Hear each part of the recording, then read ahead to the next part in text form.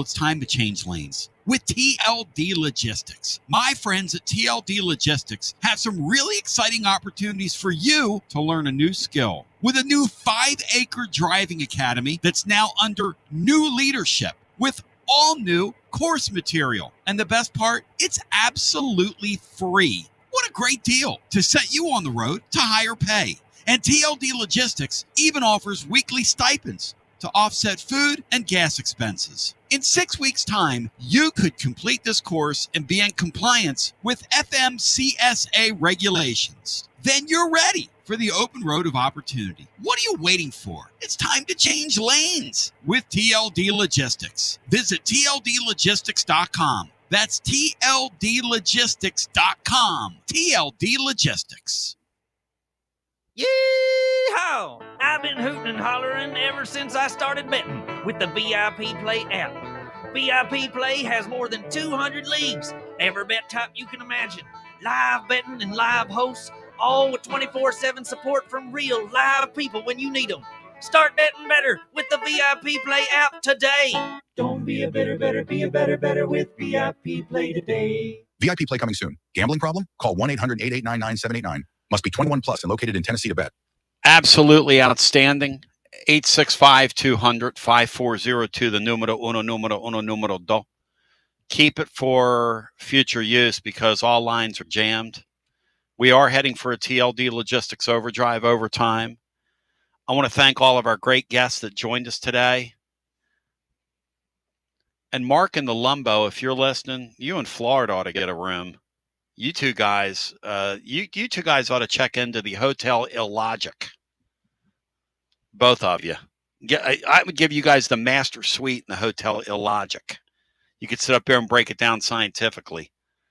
In the meantime, the Playbook with William Pattison is on the way next. This guy's making me money. This William Pattison guy's making me money.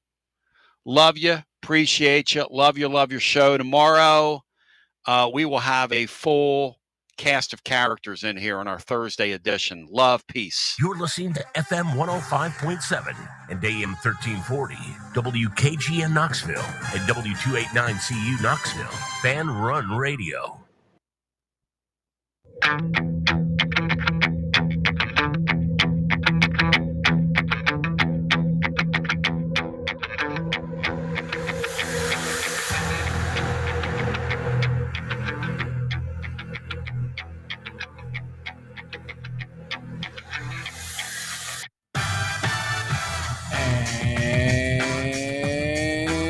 And here we go, live from the White Claw Hard Seltzer Studios. It's the Playbook presented by VIP Play. We appreciate you listening along with us.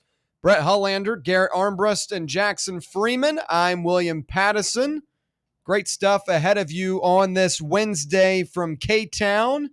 Plenty to cover today, including Rocky Top Ralph Scott, the newest addition to the Tennessee basketball fraternity, as he committed yesterday to Tennessee, chose the Volunteers over Purdue and Houston and Texas A&M, decided to choose the Volunteers. He's a top 40 player in the country.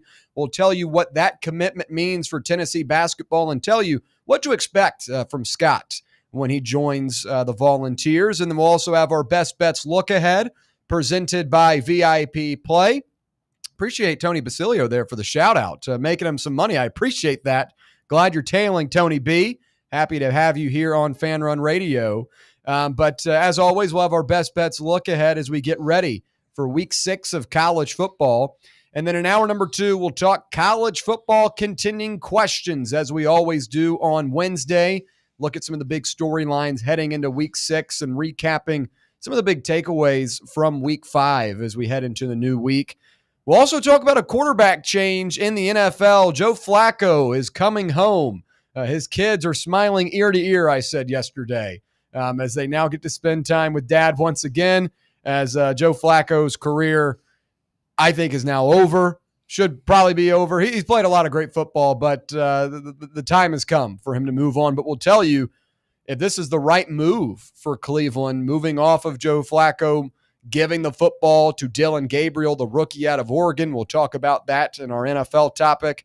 And our final thoughts today, I don't know about you guys, but I'm a big sucker for kind of these new promotional deals and new items at various restaurants and fast food chains across the country. Chipotle's got a new chimichurri. I tried it yesterday, and I'll give my thoughts on that. That will be our final thoughts for today. And it made me think of it too, because Jackson walked in with that new pretzel chicken sandwich, the pretzel bun from Chick-fil-A. It looked good.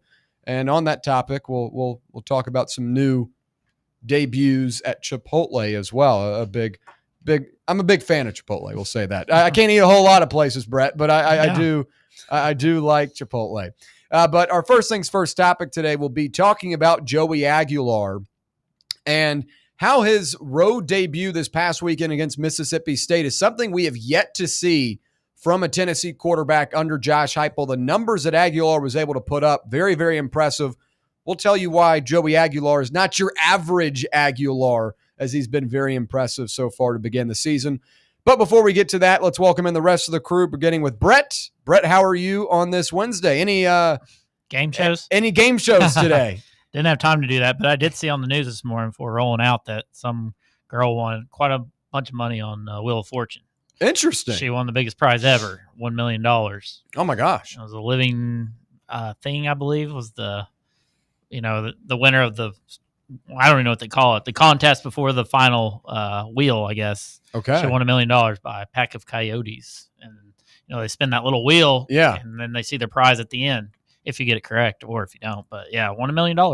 That's impressive. Yeah, she was on Good Morning America. Oh, my gosh. Yeah, wow. So she was on GMA today? She was on GMA this morning, yeah. Wow. Yeah. So, yeah, congrats to her. $1 million. Man. What would you do with $1 million right now, Brett? That's what would be your first purchase? I don't know. Probably, we do need a new car. So probably be looking in that area. Yeah.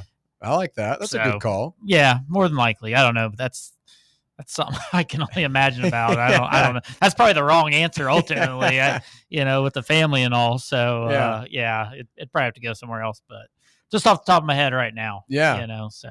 Man, if I won $1 million, I'd be in Maldives tomorrow. I'd be you'd be on vacation. Oh, yeah. I'd find the next big 5-star, give to you too. Here you go. I want that 5-star running back. Yeah, and then you bring Nico in, and then good call there. Yeah.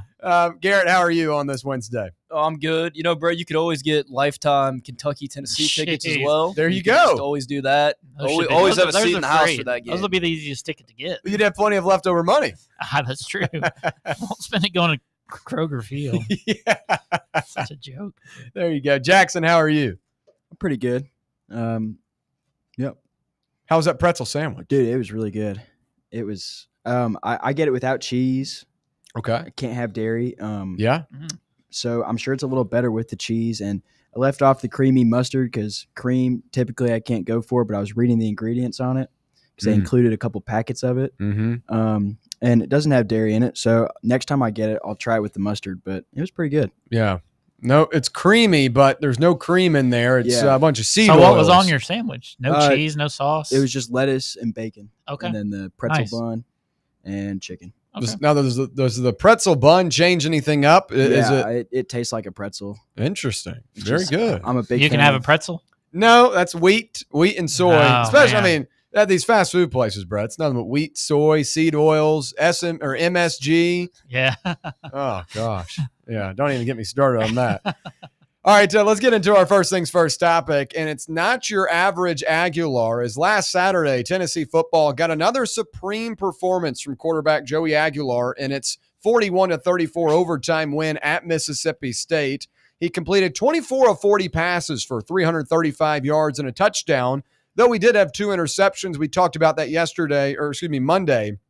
Both of them were kind of those tip drill 50-50 plays that just went against Aguilar. And really, when you look at the tape this season, Joey's only really thrown 1 interception that is solely on him. A lot of tips and also receivers either falling down. But he also ran for 21 yards, including the game-tying touchdown with little time remaining in regulation.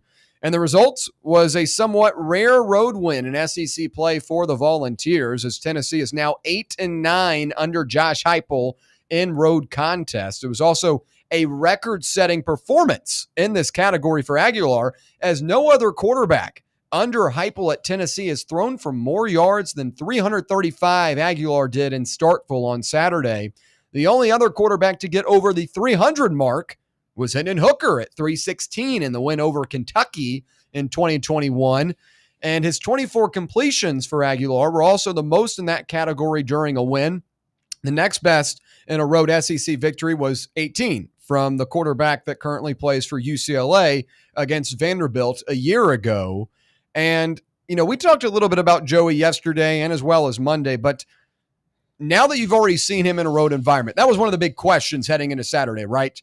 Okay, Joey's been good at home. He was good in the neutral site matchup against Syracuse, but Mississippi State, an undefeated team in a, big-time environment for them. Obviously, Tennessee had a bit of a Tennessee takeover in the stands, but it was a loud environment with the cowbells involved. We were questioning whether Joey Aguilar would be able to continue his strong start to the season on the road. Now, we've already seen that, and he's exceeding his predecessors, some really good predecessors, that is, and Hendon Hooker, as guys that have gone on the road and been able to toss the rock with ease as he goes for 335 yards. So do you expect this level of play from Aguilar in trips to Alabama and Florida? And I also included Kentucky for Brett. Appreciate that. But I think Alabama could be a really big test as defensively. I think they're a little bit stronger just in terms of the guys they recruit and the personnel. Florida the same way. I think Florida's a good defense. I think Florida is still a good football team if they just quit getting in their own way of themselves in terms of penalties and their offensive lackluster, calls and plays and scheme. But I think Mississippi State was a good appetizer, a good opportunity to get comfortable. And I feel like you have to expect Joey Aguilar to be in that 250 to 275 range on the road against Alabama or Florida. I don't see him going over 300. Now, if he does, he'll continue to exceed my expectations like he's done all year long and exceed the expectations that many set for him coming into the season. But I feel like the biggest thing for me on Saturday wasn't necessarily the numbers. It wasn't the 335 passing yards. It wasn't the 24 completions. It was the comfortability and composure, and I think that is something that carries on regardless of who you're up against. He throws those 2 interceptions, and on the second one, that was at a critical point in the game. And they panned to him on the sideline, and he looks cool and composed. He looks like nothing even happened. He looks like the game's about to begin. That is the telltale sign of a composed veteran quarterback, and that is what Joey Aguilar has demonstrated early in this season. So I think it's fair to expect this type of play on the road against an Alabama and a Florida with what we've already seen in a tough situation. Keep in mind, Tennessee had to orchestrate a game-tying drive with under 5 minutes to go. That's a lot of pressure. That's, a lot of gutsiness and grittiness that you have to display in those moments, and he did.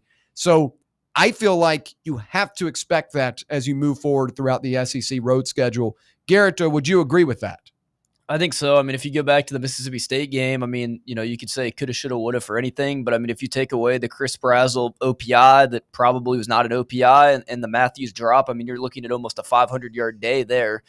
Still 335 yards on the road in your SEC, road debut is extremely good. Obviously, the Alabama and Florida defenses are going to be a little bit, better than the Mississippi State defense.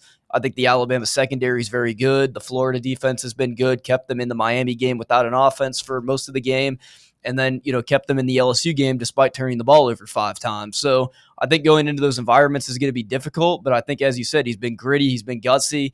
He's led a game-winning drive down the field to get you into overtime. Obviously, he didn't really do anything in overtime. He just handed the ball off. But still, to get you into that position to get the win, I mean, that's what you'd like to see from your 24-year-old quarterback. Yeah, Brett, do you believe we should now expect this from Aguilar in his upcoming road bouts for the Volunteers? Feels like he's going to have to do it because I'm still worried about the defense and the kind of numbers they're going to, where they're going to be as a points, given up kind of perspective kind of thing. So you feel like on the road, you're even going to have to put up some points. It's harder to play defense on the road as well. But yeah, I mean, I think the weapons have showed you enough, through these first 5 games that they can go produce for you, and that helps Aguilar out. I don't think there's a guy you can double, and he's doing good at finding the one-on-one matchups, exploiting the weaknesses of the defense. And, I think that gives you confidence. I think if you can find a little bit more of a remnants of the run game moving forward, that can only help things. And continue to find Kitzelman, your safety blanket as well. So I maybe not to the 300 number, because I still think you have to play three of the best defenses on your schedule. Oklahoma at home will be tough to produce as well. So, yeah, I think, though, as long as he keeps turnovers down, I think he could still be solid and go win football games on the road for you. Jackson, what about you? What do you expect from Aguilar moving forward on the road? I think the Alabama game, he could have a big game. It's hard for me to say that he's going to go into the swamp and just play lights out. Just because we've seen a lot of maybe good's a stretch, but we've seen some guys who can throw the ball around, go into the swamp and just stink it up. Even in 2021, Hendon Hooker didn't have a crazy game in the swamp, did he? Let's see. And it wasn't but Tennessee was trailing for much of that one. Yeah. So it was a lot of catch up football, but I see where you're going here. That place, there's just like voodoo magic. I feel like I've never seen Tennessee win down there or really even play well in my lifetime. But outside of that, I think he could really light it up. And if we're in a scenario where he only stinks the bed against Florida, I think it's pretty good. So. Yeah, you mentioned Hendon Hooker in 2021 against the Gators on the road. Our friends at Rocky Top Insider did a really good job of kind of detailing and pinpointing all of these road contests for Tennessee and the type of performances you've gotten from the quarterback, Ryan Sylvia, with the article here. And I'll just read off, a couple of these notable ones and really just kind of try to inform the full vision that we're going for here and show what Joey Aguilar was able to do. In 2021, you start off, you have that Florida game that's in September. Hendon Hooker goes 13 of 23 with 221 passing yards, two touchdowns. Against Missouri on the road later in the season, 15 of 19, 225, three touchdowns. Alabama in that game that was close for a little bit. The Tide ended up winning 52-24, but that was, again, a road game inside Bryant-Denny Stadium. Hooker went 19 of 28, 282 yards and three touchdowns, but also an interception. And then against Tennessee's big rival, Kentucky, 45-42, a winning game for Tennessee. Hooker goes 15 of 20 for 316 and four touchdowns. You go down the list to 2022. Hendon Hooker against LSU. That was a big-time win for the Volunteers, possibly Heupel's biggest win on the road ever. Hooker goes 17 of 27, 239 against Georgia in that big-time matchup that season as Tennessee was the number one team in the country, 23 of 33, 195 yards and no touchdowns with an interception. Obviously, the South Carolina game a little bit different as you saw both quarterbacks. But Joe Milton, like against Alabama in 23, 28 of 41, 271 passing yards, two touchdowns. It was really the defense in that one that, tripped you up. Another notable one, Florida, 20 of 34, 287, two touchdowns, one interception.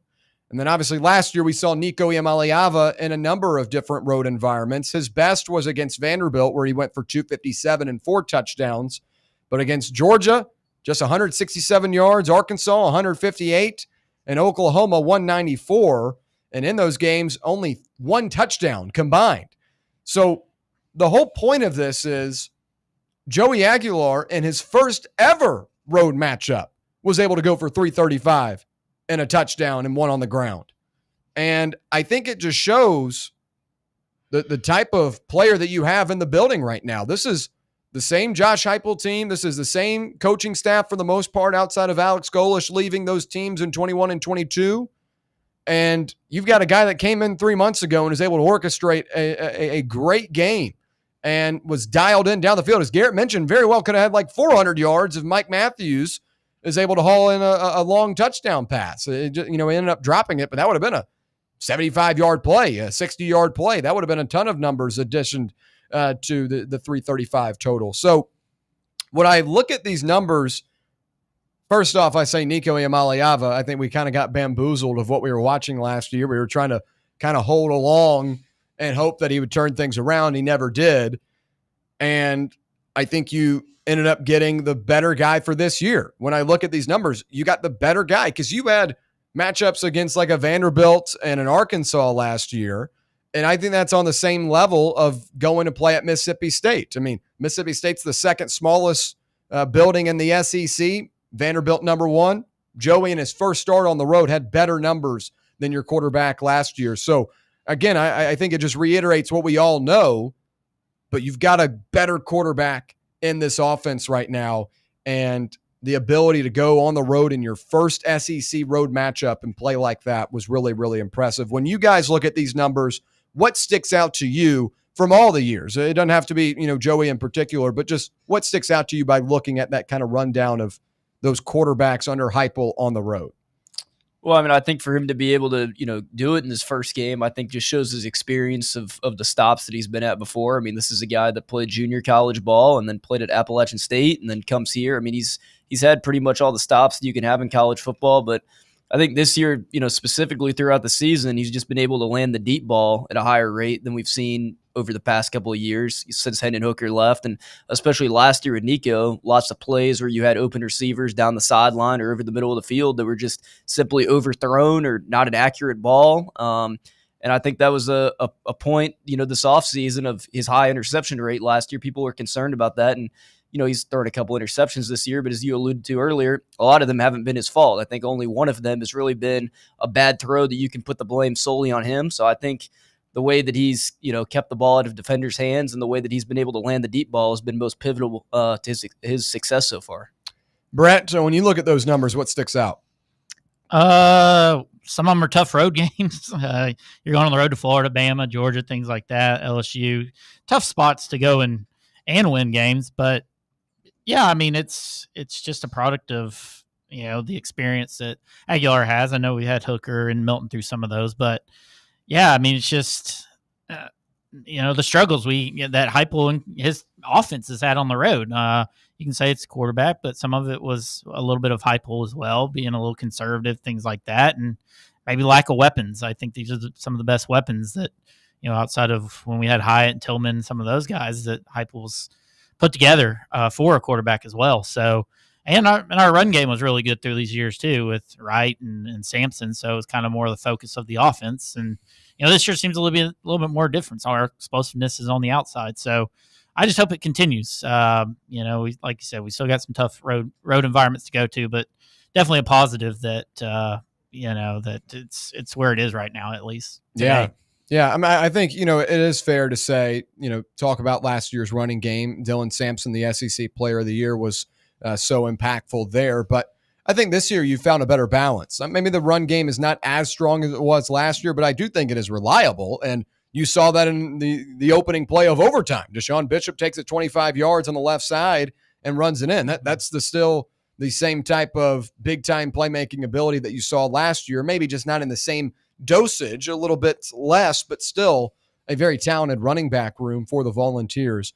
As we covered yesterday, Aguilar is the SEC's leader in passing yards through 5 games, but the amount of press and recognition that Aguilar is getting doesn't necessarily translate. On3 recently did their updated Heisman poll and had 5 SEC quarterbacks featured, including Trinidad Chambliss of Ole Miss, and Diego Pavia of Vanderbilt. And look, they've had great seasons so far. Chambliss, however, has only really played like 3 games. But Joey's the leader in the SEC in passing yards and was not mentioned on this Heisman poll. 5 other quarterbacks ahead of him.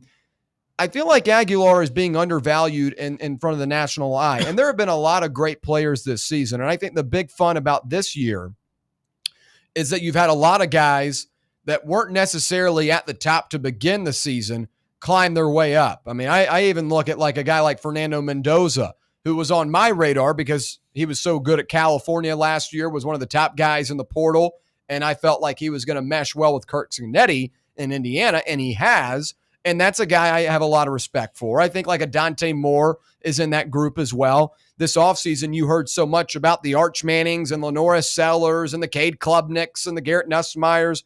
All of those guys but they haven't really impressed that much.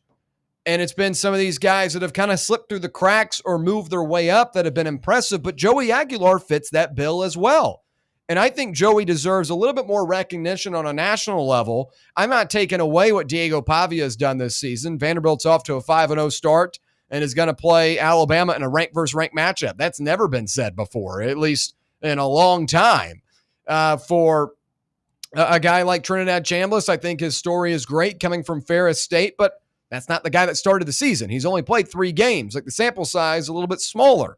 So Joey's done this for 5 games, and he's been great in all of them and has performed in a lot of different environments.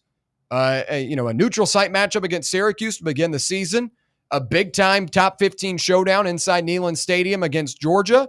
You had the road win this weekend. There have been multiple different instances of Joey having success and winning games in different situations, and I feel like the national eye needs to give him a little bit more credit than they're actually giving him. But would you guys agree with that? Is Joey undervalued right now, Garrett?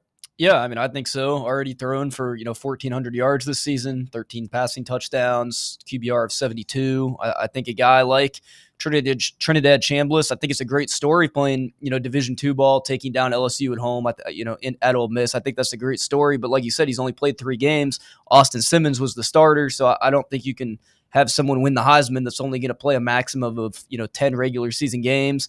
A guy like Pavia, again, I think they're just kind of following the storyline. This is a guy that beat Alabama last year, had a lot to say over the offseason, and so far has backed it up, 5-0. I think he's off to a great start, but I think Aguilar has to be a guy that you at least have in the top 10 of your Heisman right now, if not a little bit higher. I mean, you have guys like John Mateer that are sitting out right now because of an injury.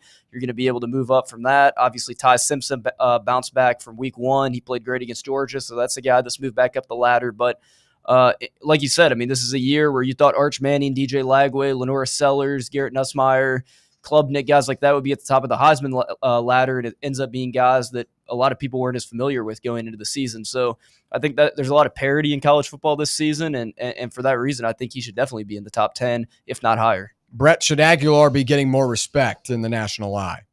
I guess, yeah. I mean, this is a numbers game. He's got some of the best numbers in college football. He's right there, knows Georgia, won a big road game.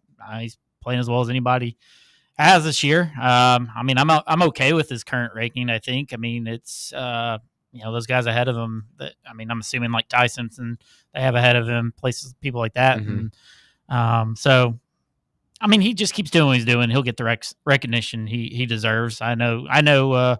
Guy Brooks Austin that John has on his show has him highly ranked. And he's a guy that studies the film as much as anybody. So, there are guys that recognize what he's doing for the most part. So, but continue to win games, play good football, and the recognition will continue to come. And, he's doing what he has to do right now, and that's play well and lead us to victories. Jackson, do you hold that same sentiment? Yeah, I agree with pretty much all of what Brett said. The only people that opinions matter are inside the building. None of the media narratives matter at all. Unfortunately, at the end of the day, nothing that they say on ESPN or even we say on the show when it comes down to Saturdays. So as long as he holds himself to his highest standard and the guys inside the locker room do and the coaches, then that's all I care about. Yeah, I think that's a good way to put it. We'll look now at Tennessee as a group. Because Tennessee leads the SEC in total offense with 51 points per game, passing offense with 337.2 yards per game, kicking points with 57, and sacks with 19. And obviously this is the bye week, so it's a little bit slower than it has been over the last couple of weeks. But there are still a lot of things that Tennessee can improve on and get better at as you encroach on going up against an Arkansas team that is going to be a lot different than what you're going to see on tape. They fired Sam Pittman and have decided to move out almost everyone on the defensive side of the ball in terms of coaches. They're going to be a different new look group, and that's a tough task for Tennessee to go up against. But they've got 2 weeks to do it. What does Tennessee need to improve the most during this bye week? I'd say a couple of things. First off, you've got to nip the special teams woes, specifically the punt return woes, in the bud. Boo Carter needs to be back there every single time. I don't want to see Braylon Staley back there anymore. He had a really tough outing in that first half against the Bulldogs. I like Braylon Staley, the player. He's been a great receiver this season. He has stepped up and has been the guy that a lot of people anticipated he would be when he was recruited to Tennessee. But I don't want to see him take any more punts back. You had 2 bad miscues. Boo Carter should be the guy going forward, and Boo Carter in general needs to play as many snaps as possible. If he's available, play the guy. We're in the second half of the season. We are, making the push for the college football playoff now. You've got to play your best players, Boo Carter being one of them. The second thing, I think you just can improve health-wise. I mean, we've talked about this a couple of times. David Hobbs should be available for Arkansas. Jeremiah McCoy is supposed to make his debut against the Razorbacks as well. And those issues you've had in the secondary will quickly be mended if Jeremiah McCoy is the type of player he was last year. Now, you're going to have 2 first-round projected defensive backs in your defensive backfield on this not upcoming Saturday, and 2 Saturdays against Arkansas. That should fix a lot of issues there alone, because now you've got a guy that can win one-on-one matchups and one-on-one coverage with the opposing receiver, and you've got a guy in Colton Hood that continues to be a playmaker throughout the season. So the punt returns, I think, need to be fixed, and it's going to be a natural fix when you get Jeremiah McCoy back. So just fixing that health, getting these guys back on the field, I think is really, really important. Garrett, something to improve on for the Volunteers. I'd like to see the tackling continue to get better. I thought the defense took a step up last week, got to the quarterback well, created some turnovers. I think the tackling, though, could still use a lot of improvements. We've seen that this season, just some bad angles still in the secondary, especially when you're playing an Arkansas team that has some guys like Omega Blake and then obviously a dual threat quarterback that can make plays. I think tackling is going to be very important. And then I'd like to see the run game be established back again. Obviously, the run game is supposed to be a strength for your team, and last week it was definitely a weakness. So I'd like to see those 2 things established back to a high level before next weekend. Brett, anything for you that you're looking to see improved? Yeah, I'm with Garrett with the run game. That's something you want to see improve, and I think that's going to improve. I think during this bye week, I think David Sanders is going to get more reps. I think you're going to have hopefully your strongest 5 with Arkansas coming in as well. Umarov did fine. He was serviceable, but I think you can get Perry inside. David Sanders, who showed well in his 10 or so snaps. I think that should help that side of things. And, just the miscues, whether it's Aguilar's turnovers, your punts, I think if you had less miscues this weekend, I don't know how many points Mississippi State honestly scores. Yeah. I think a lot of it was, off our, mistakes. I guess you say you don't need to help the other team. Cause I think, like I said, the defense put in a good performance. So, the 34 looks bad, but when you really do a deep dive, I don't think it was ultimately as bad defensively as we have been earlier in the season. Yeah. Buck chimes in on the YouTube chat. Game management and the run game has to be dominant. Something you guys mentioned, the run game to be improved. Game management, I agree, needs to be tweaked as well. Something to look at over this bye week. When we come back, we're going to talk some Vols hoops. We haven't talked Vols hoops in a long time, but with the new commitment from Ralph Scott out of Florida, IMG Academy, we're going to talk about what he's going to bring to the table for the Volunteers here soon. Stay right here. It's the Playbook presented by VIP Play on Fan Run Radio. For the fans, by the fans, this is Fan Run Radio, Knoxville. Attention service members and veterans. Introducing the Griffin Law Firm, your trusted ally in military legal matters. From court martials to benefit claims, at Griffin Law, your mission is their mission. Here's VFL Marshall Griffin. As a veteran and retired military attorney, I've successfully defended lifelong benefits and helped preserve professional futures. So I know that when you hire a military justice lawyer, you maximize your chance to get relief. With my unique experience, I can advocate for you because there's no military matter that's too big or too small. Let us help you make these critical decisions that could affect the rest of your life. Remain silent. Request counsel. Call Griffin Law. For a free consultation, call 888-707-4282. That's 888-707-4282. Or just visit griffinlawdefense.com. The number one problem we see at our clinic is delaying treatment. ED can get worse. Book your appointment right now. Call 865-544-8220. Prefer privacy? Book online in under 30 seconds at menspronaknxville.com. At our clinics, men's sexual health is the whole job. Look, I'm a normal guy too. I hate going to the doctor, but we've helped so many guys in here just like you. Even if pills have failed, our medical team is going to take the time to talk you through it. Same day in-house lab, and the treatments, well, they could change your life. Your local medical team has your back. ED, performance, Peyronie's, size and shape modeling. We tailor what works for you. I'll get to the point. Can you imagine epic performance and epic sex? Yeah, I said it.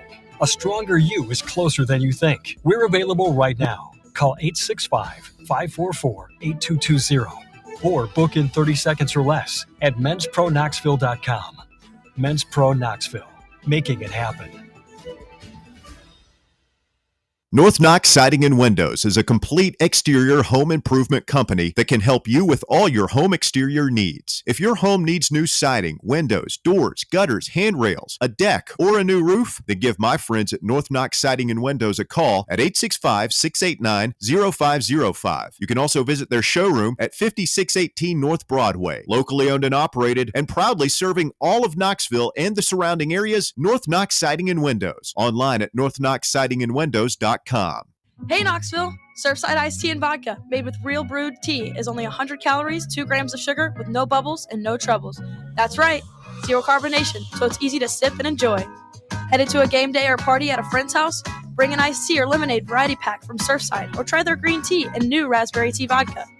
Find the can with the sunset stripes this season. Surfside iced tea and vodka, sold at bars, restaurants, and stores near you. Surfside iced tea and vodka, sunshine in a can. Must be 21 or older. Enjoy responsibly.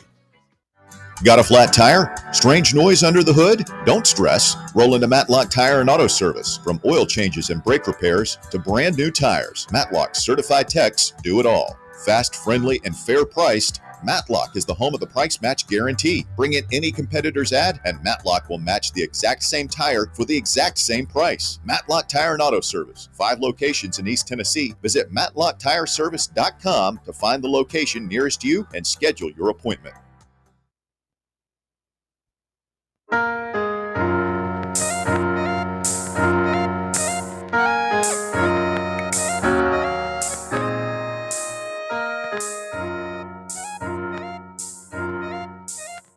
All right, back here on the Playbook, presented by VIP Play. We appreciate you listening along with us, whether it be on the free Fan Run Radio app, 105.7 FM or 1340 AM here in K-Town on the local dial, or on the X/YouTube live stream. However you're listening or watching, we do appreciate your time and do appreciate those in the YouTube chat. What's up to Buck and Landon? We appreciate you hanging out with us on this Wednesday. All right, we'll switch over to Vols hoops as Tennessee basketball made a major splash on the recruiting trail Tuesday afternoon when 4-star small forward Ralph Scott committed to Rick Barnes and his staff. Scott was down to a top 4 that included Houston, Purdue, Tennessee, and Texas A&M, and Scott took official visits to all 4 schools the last 5 weeks and came away convinced Tennessee was the right spot for him, as the Vols beat out 2 of the nation's top programs and an SEC foe for the highly talented wing. Scott ranks as a 4-star recruit and the number 37 player in the country, according to the 24/7 Sports composite rankings, and he also ranks as the number 17 small forward in his class. And look, I think this is a great get for Tennessee. I did a little bit of reading, of talking or seeing what he was looking for in his teams. And when you look at the type of teams that he was considering, they all kind of fit the same build. He wanted a defensive-minded coach and wanted a group that's contending for national titles. That's exactly what Coach Sampson has at Houston. That's what Coach Painter has at Purdue. That's what Rick Barnes has at Tennessee. So he did a good job of identifying the type of school he wanted to go to. But when you look at Tennessee, I think you get a little bit more offensive pop over the last couple of years, with guys like Dalton Knecht and Chaz Lanier being great examples of that. And, this is a player that I think you can use in a lot of different ways. And Barnes has already shown that if you come in with the the size and the intangibles, you can be coached up into finding ways to get involved in this offense and finding ways to be really, really strong defensively. I mean, Houston, as we know, was one of the best defensive teams in the country last year. They were stronger than ever, a big reason why they were able to make it all the way to the national championship game. Purdue always is a pretty good defensive team. It helps when they have a 7-4 player, but it seems like they've got a factory of those these days. They always find some new 7-footer.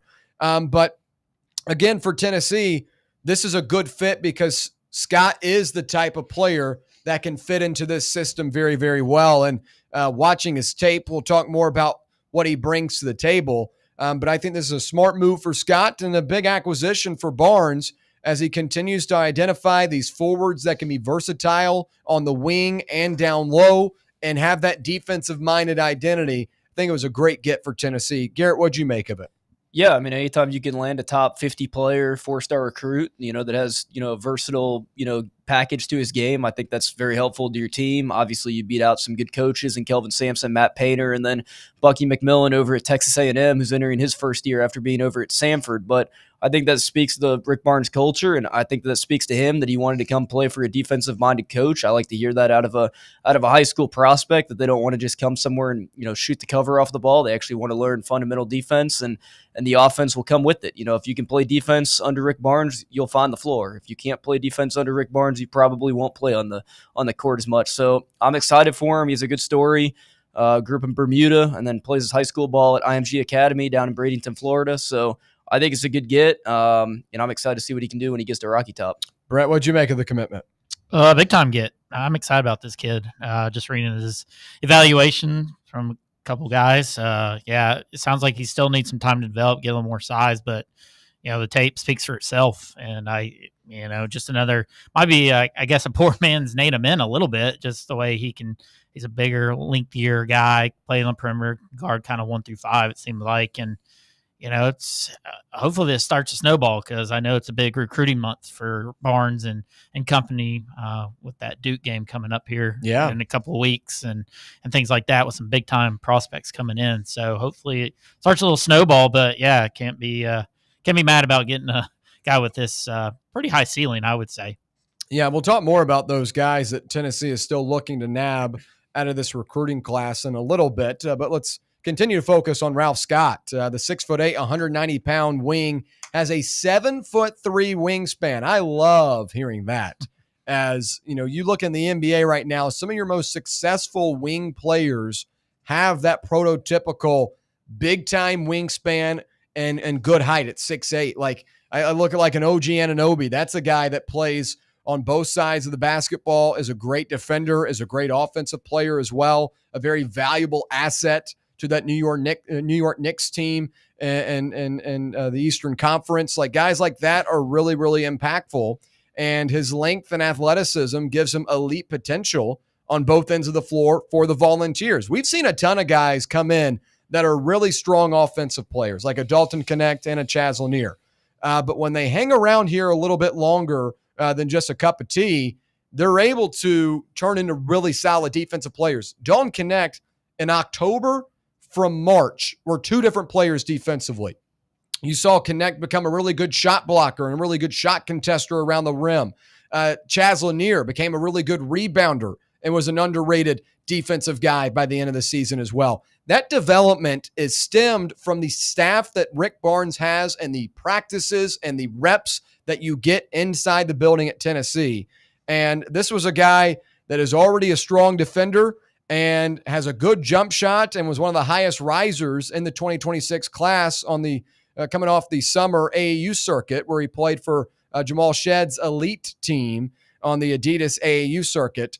But that's a guy that's going up against a lot of really good players. And, like Jamal Shedd, a former Houston player, he's got some of that defensive DNA, and Scott has displayed that. And the cool thing about this guy, he's originally from Bermuda. Now he transferred over to IMG Academy in Florida, and that's where he's been playing for the last couple of years. But this is a guy that comes over to the United States, is able to show off his skills, and was a big-time riser, a little bit of a late bloomer in the class. And I love that type of stuff because he's a guy that flies a little bit under the radar, and a guy like Rick Barnes is able to identify that this is the type of player that we can use. And a couple of these interviews he did following his visit to Tennessee, he did an interview with VolQuest, and he said that the staff thinks that I could be like a Kevin Durant or a Dalton Connect offensively in terms of the mid-range pull-ups coming off those screens.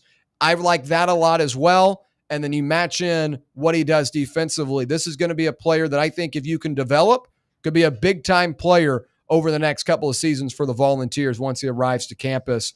What does Scott bring to the table in your eyes, Garrett? Well, I think a 7'3" wingspan is obviously, very good for a small forward. That's something that you look for, to have a wingspan like that. As you said, a lot of NBA players that have wingspans, of that nature in the forward position and bring a lot to the table. So I think defensively, you're going to be able to D up when you have something like that. Rebounding, I think he's just going to be a versatile player. I think they've identified somebody that they liked, and as we've known and seen, Barnes is he's as good at identifying talent as anybody. He identified talent in Zakai Ziegler late in his high school career, ended up being one of the best Vols we've had in recent memory. Identified talent in Dalton Connect.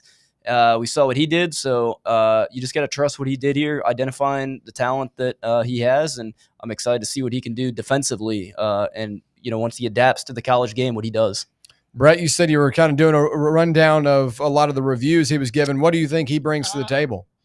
Yeah, most of the comparisons, hopefully turns out a little better, but Julian Phillips, just as a guy Barnes recruited, similar build, similar athleticism, things like that. But just reading on him, seems like a little more, got a little more character to him. Sure. More of a guy that's willing to take the coaching and things like that. That was something Phillips was kind of, disregarded, I guess.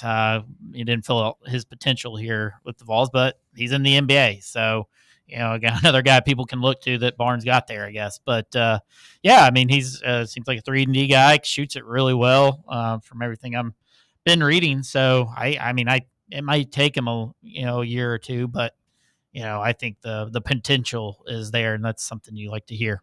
Yeah, I talked about late bloomer just a second ago. You go look at his tape right now as opposed to about a year ago. He's a lot more fluid in his motions, and you a lot of times see that out of these 6'8" players, these guys that are big in size, that are continuing to grow over time, they're getting comfortable in their bodies. And this past season and this summer, you can see the fluidity that Scott now has in his basketball bag, per se. And he's much more comfortable, really good off the dribble, getting to his spots, kind of like a Dalton Connect there. I think this is, again, a guy you can work into your offense and becoming a valuable asset on both sides of the court. And we talked about those other players that Tennessee is after. Brett briefly mentioned it. Tennessee now turns its recruiting efforts to point guard and in the front court. The Vols hosted 5-star point guard Miles Sadler on a visit back in early September and plan on hosting 5-star point guard Duran Rippey on an official visit in late October. 4-star power forward Latrell Allman visited Tennessee the same weekend as Scott, and 5-star power forward Christian Collins is scheduled to visit the same weekend as Rippey in late October. Some big-time players coming to Rocky Top. And when a lot of people start talking about Rick Barnes and what he's done at Tennessee and, everything he's brought to this program, a lot of people in the back of their minds will mention, well, how much longer is this guy going to coach? Obviously, we know that he got the lifetime contract extension a couple of weeks back by way of Danny White. And what this tells me and what Nate Ament coming in tells me and what Rick Barnes being active in the transfer portal this offseason tells me is that this is a guy that still wants to coach, still has the drive to find success at Tennessee, and ultimately wants to take the Volunteers to a Final Four, wants to put up a banner inside Thompson Bowling Arena at Food City Center. This is a guy that still has a drive. And I know, every February and March, you start questioning, is this going to be the last year? How much longer is he going to do it? But I feel like him sticking around this season, after losing a Zakai Ziegler and a Jemai Meshack and a lot of the foundation that you had set over the prior 4 years, him sticking around saying, hey, I want to, see what I can do in this modern version of college basketball, and having to recruit and go out and get transfer portal players. What that tells me is that this is a guy that's still driven and still wants to achieve his goal.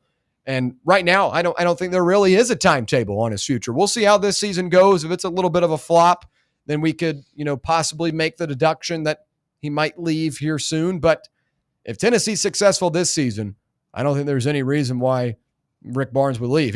He gets to determine when he gets to go with that lifetime contract. So now it's all up to Barnes. I think if the success is still there, I think he'll stick around. When we come back, it's our best bets look ahead for week 6 of college football. Stay right here. It's the playbook. I about said the slate. The playbook presented by VIP Play on Fan Run Radio. Catch up with all things Fan Run by subscribing to our podcast feed. Like, rate, and download the show from the Fan Run app or wherever you get your podcasts.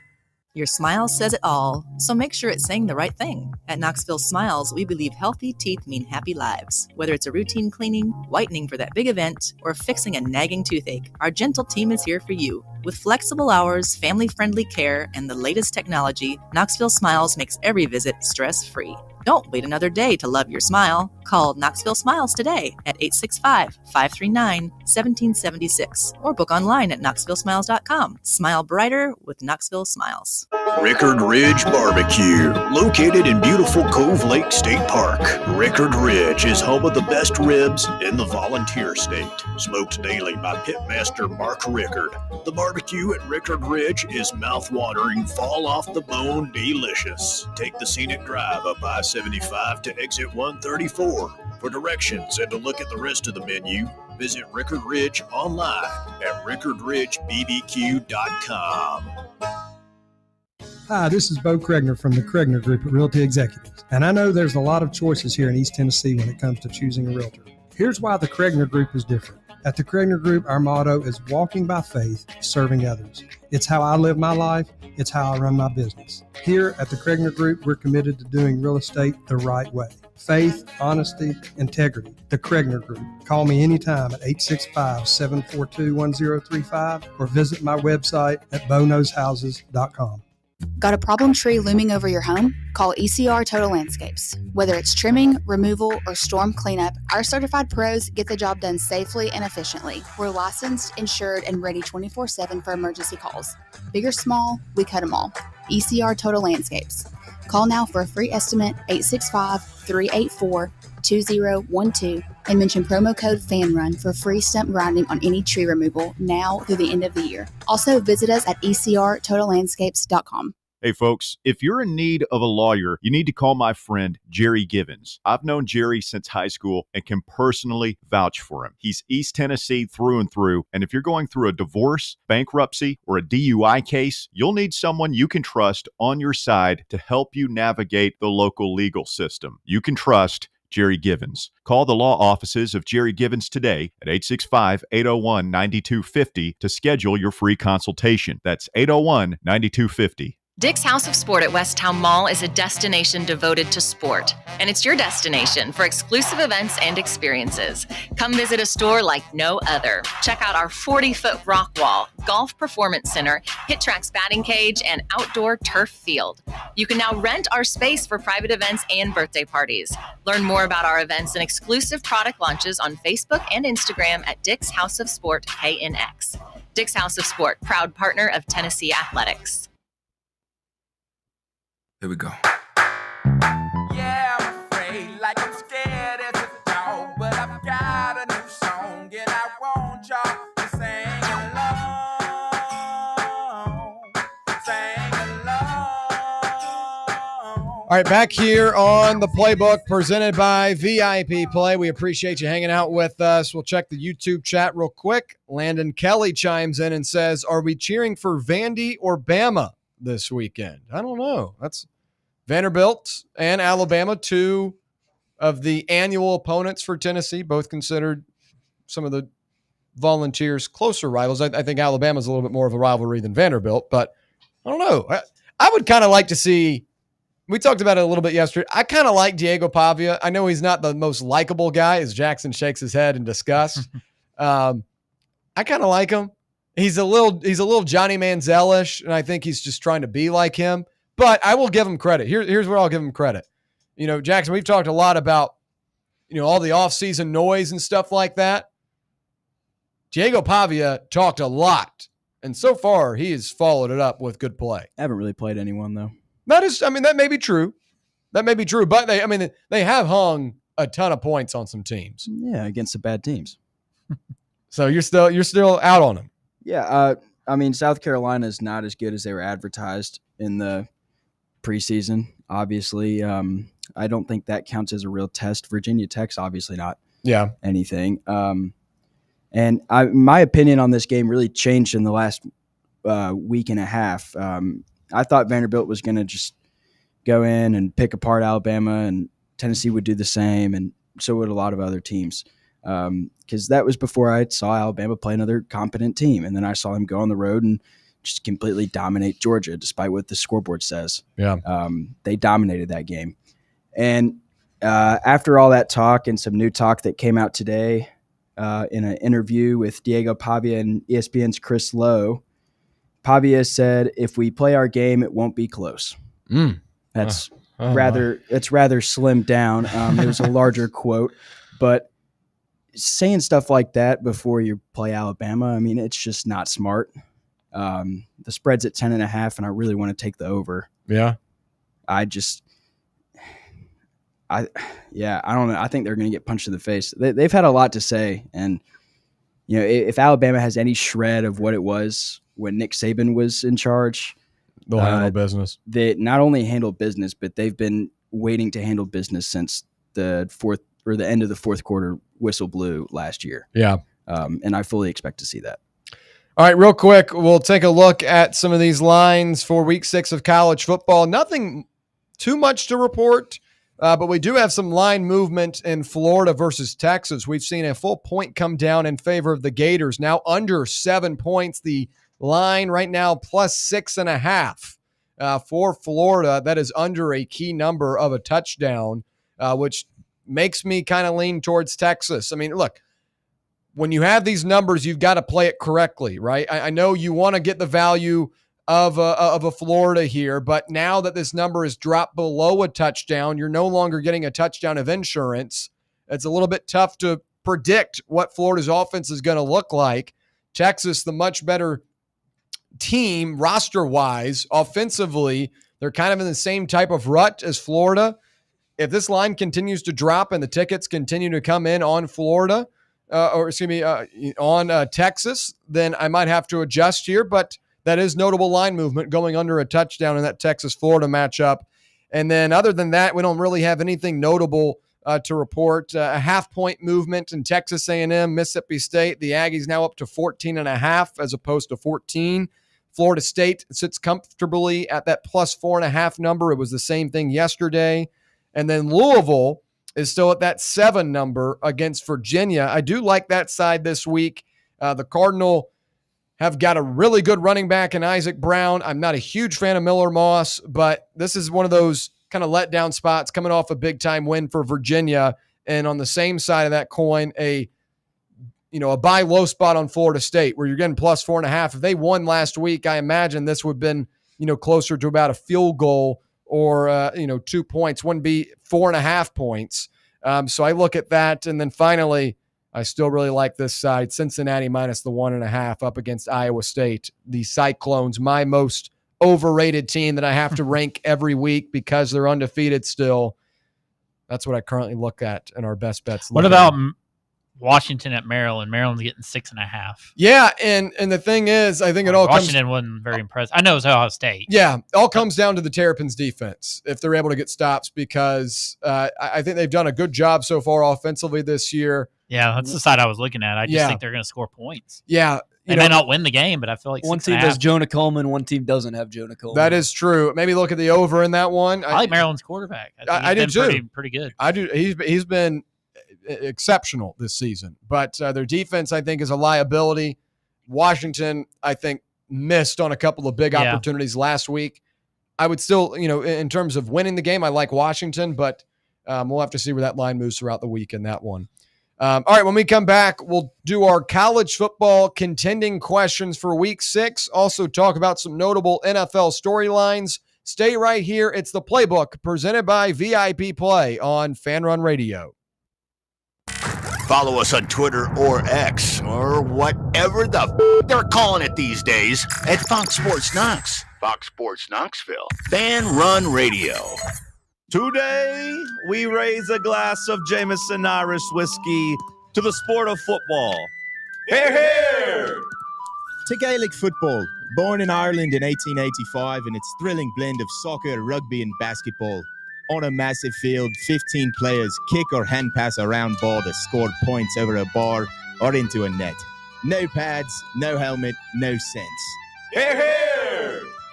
To college football, which kicked off in 1869 when Rutgers beat Princeton 6-4 in the Battle of New Jersey. With 11 players and helmets and pads, teams battle on a 100-yard gridiron with explosive pass plays and hard-hitting tackles. Unless you're called for targeting. Hear, hear! Since 1780, Jameson Irish whiskey has been enjoyed by sports fans all around the globe. Whether your football is Gaelic, American, or even soccer, we can all agree on super smooth Jameson Irish whiskey. Hear, hear! Are you tired of waiting on interest rates to drop before you start saving money? I'm Chris Burleson with University Lending Group, and I've got a better way. With a traditional closed-end mortgage, most of your payment goes straight to interest, not your balance. But with my Smart Loan, every deposit you make cuts your principal immediately and reduces interest in real time. On average, my clients pay off their mortgage in just 7 years. Call me today at 865-388-7634 or visit smartloantn.com and let's turn your income into financial freedom. NMLS number 332941. Blackford Veterinary Surgery Referral specializes in surgeries not regularly performed by your pet's general veterinarian. They're currently accepting referrals from vets all across the country. With their newly renovated state-of-the-art surgery center and highly trained staff, clients can rely on professional and thorough care. If your vet says that your pet needs surgery or rehab, ask for a referral to Blackford Vet and let them get your best friend back on its feet. Located conveniently in West Knoxville. For more information, visit blackfordvetsurgery.com. Knoxville, get ready. The big sports show is coming Saturday, November 8th at the World Exposition Hall. Meet your favorite sports stars, Hall of Famer Earl Campbell, baseball greats Wade Boggs, Dwight Gooden, and Jose Canseco, plus UT legends Shamiqua Holtzclaw, Carl Pickens, and many more. Autographs, photos, and memories you'll never forget all in one huge day. Tickets on sale. Get yours now at bigsportshow.com. That's bigsportshow.com. The Big Sports Show, Saturday, November 8th, Knoxville. Don't miss it. Tired of waiting for the weekend or good weather to play around? From casual to committed, Back Nine Golf has got you covered. Open to the public and offering flexible membership opportunities, they offer 24/7 access to 5 different simulators, providing cutting-edge technology, instant swing feedback, fun mini games, and a wide variety of courses to choose from. Perfect for that solo round you want after work, or swing by with food and drinks for an afternoon with friends and family. No stressful tee times, no rain delays. It's Back Nine Golf your way. Book your tee time now at theback9golf.com. You're listening to FM 105.7 and AM 1340, WKGN Knoxville, and W289CU Knoxville, Fan Run Radio.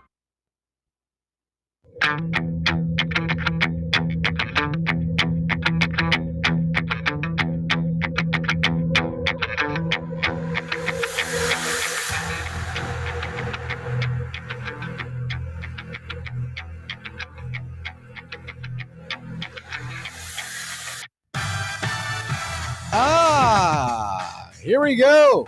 Hour number 2 on a Wednesday, live from the White Claw Hard Seltzer Studios. It's the Playbook, presented by VIP Play. With Brett Hullander, Garrett Armbrust, and Jackson Freeman, I'm William Pattison. We appreciate you listening along with us. Great stuff in hour number 2. We'll continue it here in great stuff in hour number 1. We'll continue it here in hour number 2. That's what I should have said. Errors and omissions to begin the second hour. But plenty to cover in this one. We'll talk a big storyline in the NFL. Dillon Gabriel set to take over at quarterback for the Cleveland Browns. Is that the right move for Cleveland? And also, what can we expect from Gabriel in his debut? But we'll also talk some new items in fast food. I'm a big sucker for that. That'll be our final thoughts today, as I'll voice my opinion on a new item at a popular fast food chain. But before we get to all of that, it's time for college football contending questions for week 6 as we are at the midway point. On Wednesdays, we do our contending questions. Tomorrow will be our buy-sell, but plenty of topics today, ranging from Georgia to James Franklin to Ole Miss to the Average Coast Conference. Plenty to cover. Let's get right into it. We'll begin with Georgia's run. Now, obviously, Georgia has had one of the biggest success stories since Kirby Smart has taken over for this team. But it kind of seems like this is not the same Georgia team that we have known, at least after watching them play against Alabama. Georgia's still one of the top programs in the country.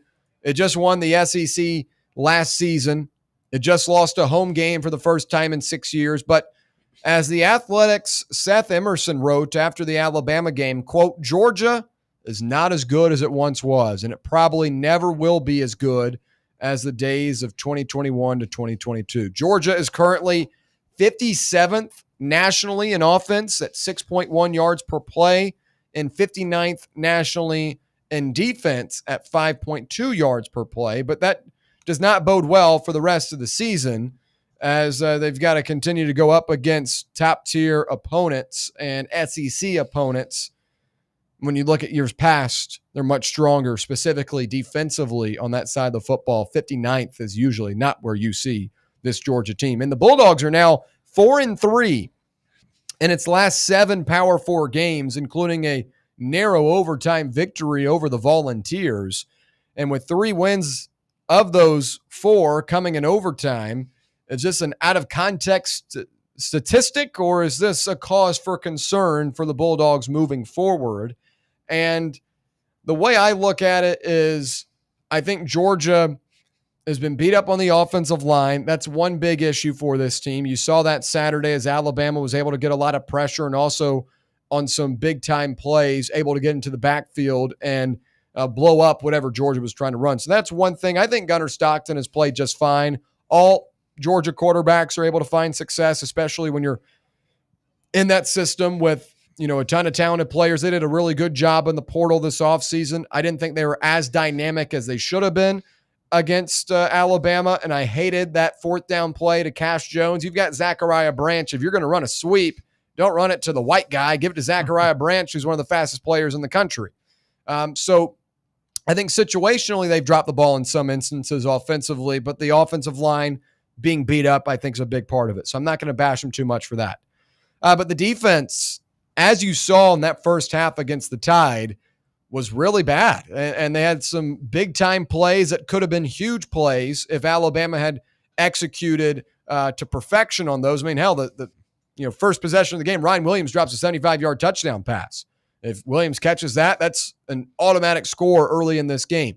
I don't think Georgia's defense is as strong. And they've got the talent. They've recruited the 5-star players year in and year out. They're in the building, but I just don't think you have the same type of names that you had in years past, particularly on that defensive line and the linebacking core as well.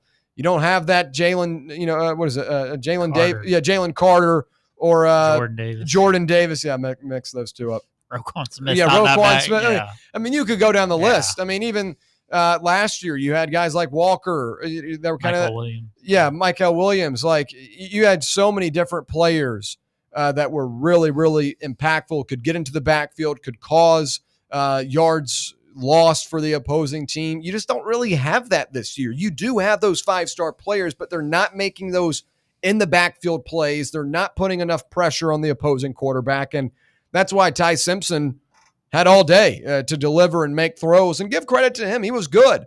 Georgia's secondary with guys like KJ Bolden and Dalen Everett have not been as strong as I'd anticipated, but they've still recruited at a high level. So I can't tell if it's just kind of like Georgia's been caught up to by the rest of the country with the transfer portal and everyone's now able to acquire this top-tier talent, or maybe the guys they brought in and recruited that were 5-star players just haven't lived up to the hype.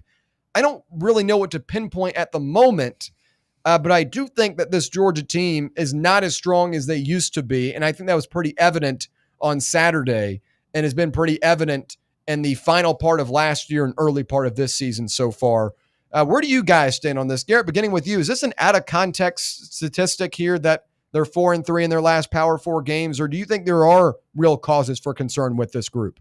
I mean, I think there's causes for concern, but I think, when you've won so many games over the past, 6-7 years, college football kind of just catches up to you. And I mean, Alabama was a rare breed that was able to just stay ahead of everybody with Saban. But when you're that good, you're everyone's Super Bowl on the calendar. You're going to get the best atmosphere at an away game for every team you play. Every team wants to beat you.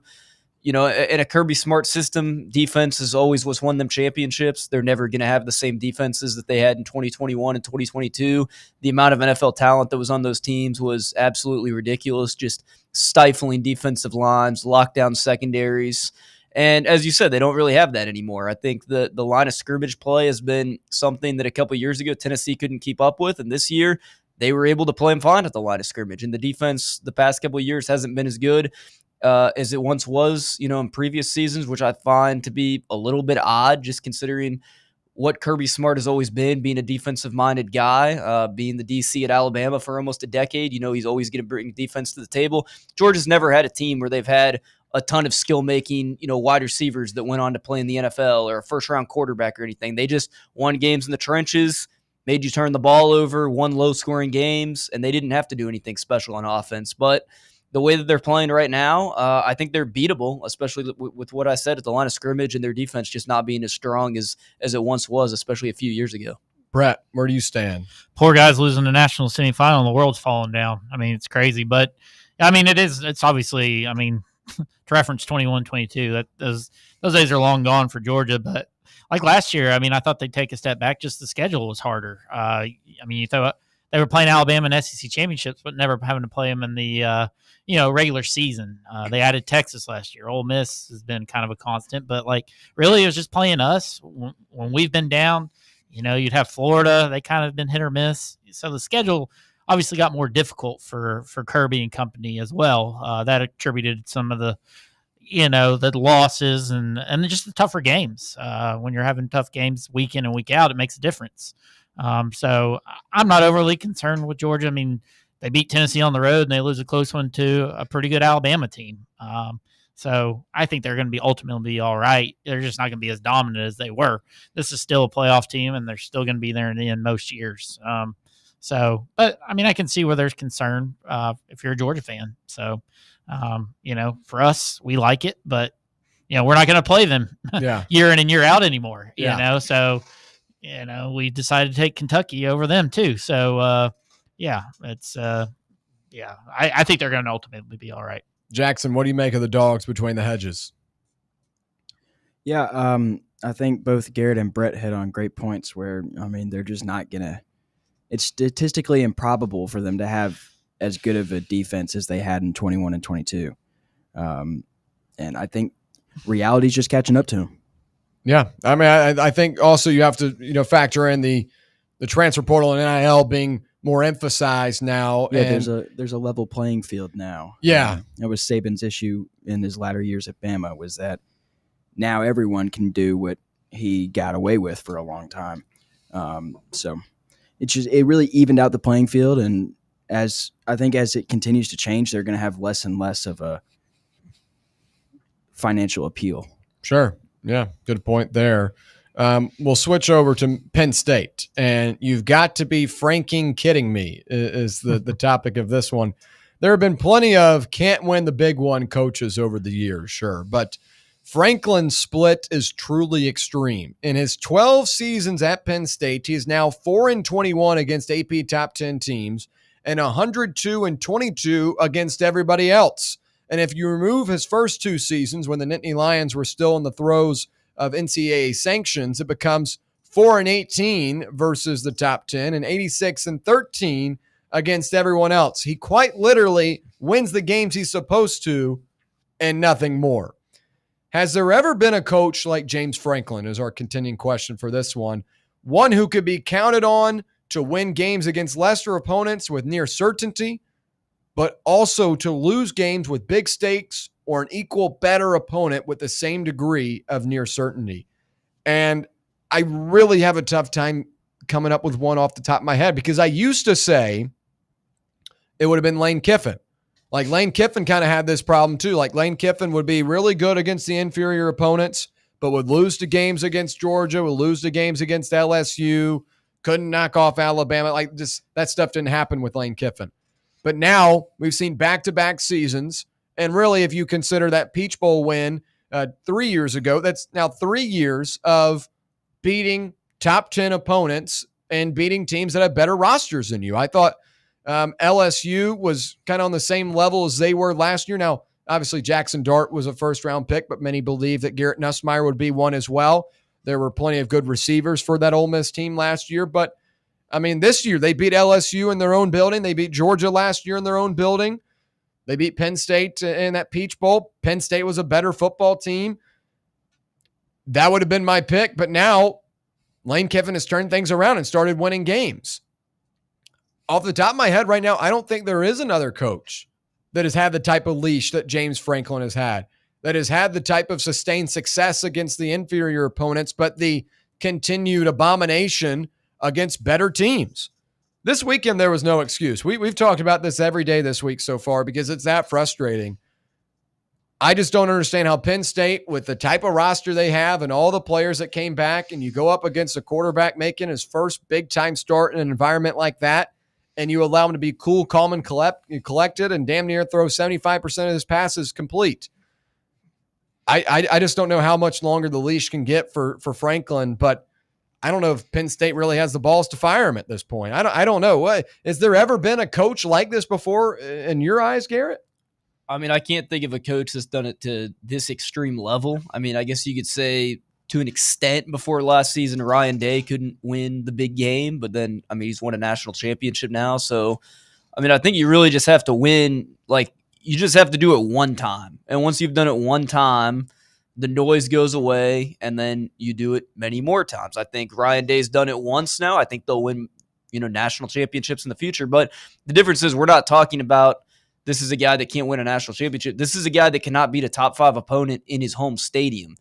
I look at Steve Sarkisian as another name. He can't win the big playoff game to get him to a national title, but he's also won Big 12 championships. He's beaten Alabama on the road. Like, I don't think there's anyone like James Franklin that just simply cannot win the top 5 game, no matter if it's regular season or postseason. Yeah, Brett.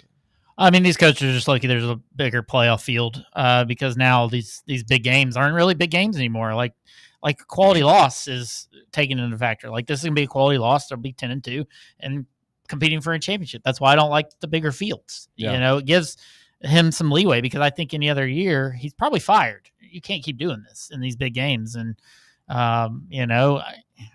he did a great job at Vandy he's doing some of what Clark Lee's doing right now, almost some extent. But yeah, you can't keep losing these games, especially at home with the amount of talent, and it's crazy to see. But I think they could find a better coach than James Franklin out there. All right, we'll now talk about the Ole Miss Rebels. Feeling the Rebs. The crazy thing about seeing Ole Miss at number 4 in the polls this week is that no one would argue that the 2025 Rebels are as talented as Lane Kiffin's 2024 squad that had a first-round quarterback in Jackson Dart, another first-rounder defensive tackle Walter Nolan, and a school record 8 draft picks overall. But that team managed to lose 3 games and miss the college football playoff. So now we're early in the season, only about a month in, but Ole Miss already has a top 5 win in their home building. Realistically, what's Ole Miss's ceiling this year? Trinidad Chambliss is a baller, and overall the offense looks pretty good defensively. They've looked strong in the first couple of weeks.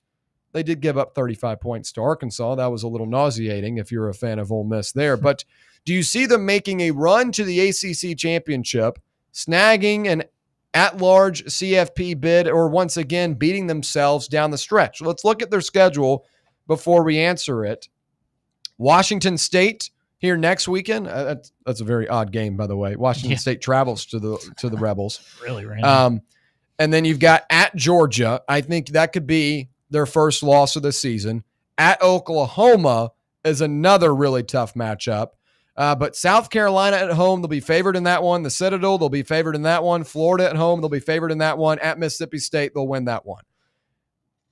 I think at 10-2, this is a team that makes the college football playoff. And if you are able to, somehow find a way to win one of those games on the road against Georgia or Oklahoma. By the way, those are back-to-back road games, by the way. No bye in between. I still think they'd be a college football playoff team. I don't see them making a run to the SEC championship based off their schedule, but I do think this is a college football playoff team at the moment, as long as you don't suffer one of those Kentucky losses to a South Carolina or a loss to a Florida or Mississippi State. Like, I think this is a manageable schedule. As we know in the SEC, it's difficult to win week in and week out. You can get upset on any day. But right now, I think Ole Miss has to feel pretty good about their college football playoff chances. Yeah, I mean, I think it's going to come down to, as you said, the Georgia and Oklahoma game. If you go 0-2 in those games, you have to win out. So then it comes down to a game like last year where you lost to Florida in the second to last week of the season. The Mississippi State game at the end of the year, big rivalry. I mean, that could obviously get a little bit frisky. We've seen Mississippi State's a much better team than many people anticipated this year. Those two teams hate each other. I think the thing to point out about the Oklahoma game is there's no certainty that Mateer is going to be back by then. I think most people believe that Mateer, his first game back, will probably be against us Halloween weekend. So if he's not playing a week before when Ole Miss travels down to Norman, I think Ole Miss could win that game. If Mateer is playing, I don't think they win that game, especially with it being in Norman. But I think it's a team, you pencil them in 10-2. They make the playoff. They don't make the SEC championship. They probably lose in the first round of the playoffs, maybe the second round. But I think what Lane Kiffin's doing is really impressive there. They beat an LSU team already. They ran a very good Tulane team out of the stadium. Now, they did have a little bit of trouble with Kentucky and Arkansas, which are a little bit concerning. They seem to just kind of be a little bit inconsistent, but they're winning games, which is the main thing. Yeah, Brett, where do you stand with the Rebs? Impressed. This Chambliss kid, I should have taken your word for it last week, right? He's something else. I don't know what he saw in Simmons to not start this kid. Maybe it's just he owed it to Simmons for sticking with the program. I don't know, but Simmons has changed, Chambliss changes everything for them. And I mean, I don't see any reason why they couldn't go to like an Oklahoma and win. I mean, you saw Auburn was in a ball game with them. Yeah. They had, Oklahoma doesn't cheat. They probably would have lost, So, yeah, I mean, I could see them 11-1 easy. Okay. And I'm not saying they couldn't run the table. Georgia hasn't been all that impressive yet, so we just got done talking about their defensive struggles and different things like that. So Chambliss is a game changer for them, no doubt about it. He's about as impressive as a quarterback in the conference right now. Yeah. Jackson, where do you stand with the Fighting Trinidads? Yeah, if there is one thing I learned in my 2 years at Ole Miss is that they are guaranteed to blow one or two of these games that they are penciled in to win. And I especially learned that last year when I was just hate watching, to kind of give that last little poke at all those guys who made fun of me for leaving that school. Yeah. The Georgia game will be interesting. I don't know. Oklahoma. They could really go win at Oklahoma and Georgia, but then lose to South Carolina and Florida at home. Yeah. Like it's so, and then the Egg Bowl is always a rock fight. Yeah. Yeah. It will be. And that one's in Starkville this year. I don't know the history of that game, but I want to say 2 years ago when it was in Starkville, the Mississippi State won. Let's see. I remember last year Ole Miss won. I remember 2 years ago. Was that when they had the interim coach rolling out in the ATV out of the tunnel? Or was that 3 years ago? Was it who was the quarterback? Was it Will Rogers was the quarterback? I remember they won 1 year in Oxford. It was kind of a gross rainy game. That was my freshman year. Yeah, I think it was Will Rogers walked in there and beat him. And that was one of Mike Leach's last win. Yeah. So that would have been won. Ole Miss has won the last 2 years. Yeah, Ole Miss has won 2 in a row. Mississippi State's last one was in Oxford. But with this current iteration of Mississippi State, that could definitely be a fight. Should be a good game. Yeah. Yeah, I don't know. I mean, they looked really dominant against LSU. They made me eat my words. That's another game where the final score is kind of deceiving. Ole Miss really dominated that game. Mm-hmm. So, I mean, they very well could. I see a world where they finish 12-0, and I also see a world where they finish 9-3. Yeah. So I think it'll just be interesting to see. We'll switch now to the Average Coast Conference. Virginia's win over Florida State was an early spectacle of the Week 5 slate, but it may have further exposed the ACC In games against the other Power 4 leagues and Notre Dame, the SEC is 10-4. The Big 12 is 10-6. The Big 12 is 10-6. The Big 10 is 7-6. The ACC just 6-12 in those matchups. Is the ACC better than expected, top to bottom, or merely mediocre aside from Miami? Now, that Florida State win at the beginning of the season really burst everyone onto the scene with what this conference could be, because we still thought Clemson was going to be a good football team. Georgia Tech was going to be in the mix. Miami had done a good job in the offseason bringing in new players and hiring a Corey Heatherman at defensive coordinator. At the time, it looked like it was going to be strong, but then you see a team like Virginia toss 3 interceptions and still find a way to beat Florida State because of how bad the Seminoles defense was, even though it was a far cry from what they looked like in week 1 against the Tide, where they dominated both sides. Right now, I still think the ACC is better than expected, because I do like teams like Louisville. And even though they were really undisciplined this past weekend, I think if they beat Virginia this week at home, that's a team to watch for and could be a sneaky team in the ACC. Obviously, Georgia Tech this weekend had a really sluggy game against Wake Forest, but they find a way to win. I don't think Wake Forest is very good, but I do think the ACC is better than last year, where it was literally you had nothing. So I think if Florida State bounces back this week and beats Miami, which I think could very well happen, playing at night and Doak Campbell, going to be a great environment, then I think you can make an argument that there are 4 good ACC teams, 4 ACC teams that could put up a fight. How many playoff teams do you think? Well, I still think this is a two-bid conference. So last year, right? Because SMU and Clemson got in. Yes, technically, but I think this year's teams would be stronger than that. I agree. So a 2-bid conference that's stronger, I'd say, is better than expected, because I really only thought you'd get Clemson 1 or 2. Yeah, I really thought you'd only get Clemson Miami, here. Right? I didn't have Miami in my original prediction. Okay. I thought Miami would, I thought they would have lost to Florida. I thought they would have dropped, games here and there and within the conference. But now, obviously, we've changed things. But I do think they're better than expected, especially like Georgia Tech's got that easy schedule. They could cruise their way to being unbeaten, make the ACC championship game, and the committee might have to throw a Florida State or a Miami in there. You could get 3 teams if Georgia Tech runs the table. I think that's the big variable here. But I do think they're better than expected. The bottom half of this conference, though, is less than mediocre. And I think Syracuse, they don't lose Angeli's a competitive football team, right? Yeah. But they got stomped this weekend by Duke. What do you make of the ACC, Garrett? I don't know. It's so hit or miss. I mean, Georgia Tech almost loses to Wake Forest. Their win against Colorado now is not looking as impressive. I still worry about Hayes King being able to stay available the entire season with the workload that they put on him. I think Miami's obviously clearly the best team. I thought Florida State was the second best team. It's still going to be a pivotal matchup this weekend, but I don't know. I think Florida State's probably, obviously, in my opinion, they're going to lose this week. They probably lose one more. I think that sets them out. I think it's a 1-bid league, to be completely honest with you. With the fact that Clemson's fallen off this year, SMU's fallen off this year, it just doesn't seem like there's going to be 3 competitive teams that come down to the end, and then there's 2 that could get you in. It seems like there's going to be 2 competitive teams, and then one knocks the other one out in the conference championship game. Okay. What do you make of the ACC, Brett? Kind of it's similar to what you guys said. I think it's better than we thought a little bit, but I kind of think Georgia Tech still finds a way to maybe run the table personally, maybe until they get to the ACC championship and lose to Miami or somebody. But I think only a 2-team bid. I think the rest of the country is still a little stronger as well, too, as far as getting playoff teams in. So I think 2 teams, maybe like a Georgia Tech and Miami are the 2, but it's just shocking to see Clemson at the bottom of these standings I'm looking at right now. Yeah. But yeah, we'll see. But rubbing it in a little bit there.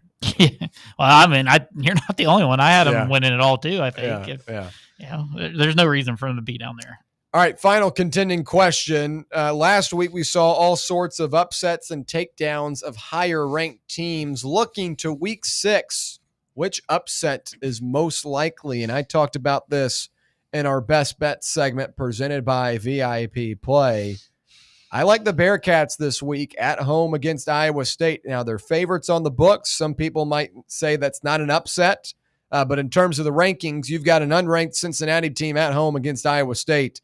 I think Sorsby, their quarterback, has been a little bit underwhelming in some of these big matchups. I didn't love him against Nebraska, but he did orchestrate a couple of drives late in that one to move down the field against this Iowa State team that is overrated in my eyes. They're still kind of, banking off that week 0 win that everyone got to watch because we were all itching to watch college football again. I just don't think this Iowa State team has proved that much since, and we obviously know how bad that Kansas State team is. I like Cincinnati to be the upset at home. That's my most likely upset in week 6. Garrett, would it be that, or do you have another one? Well, I'm going to go for the Grand Slam, and I'm going to say Boise State beats Notre Dame this weekend. Wow. Okay. I think the Boise State run game has established themselves with Sire Gaines and Dylan Riley. I think Maddox Masden has been playing a lot better recently. The Boise State defense has been a little bit better. The Notre Dame defense has been very bad the entire season. I think with Latrell Caples in the run game that I said, I think they can expose some patches in their defense.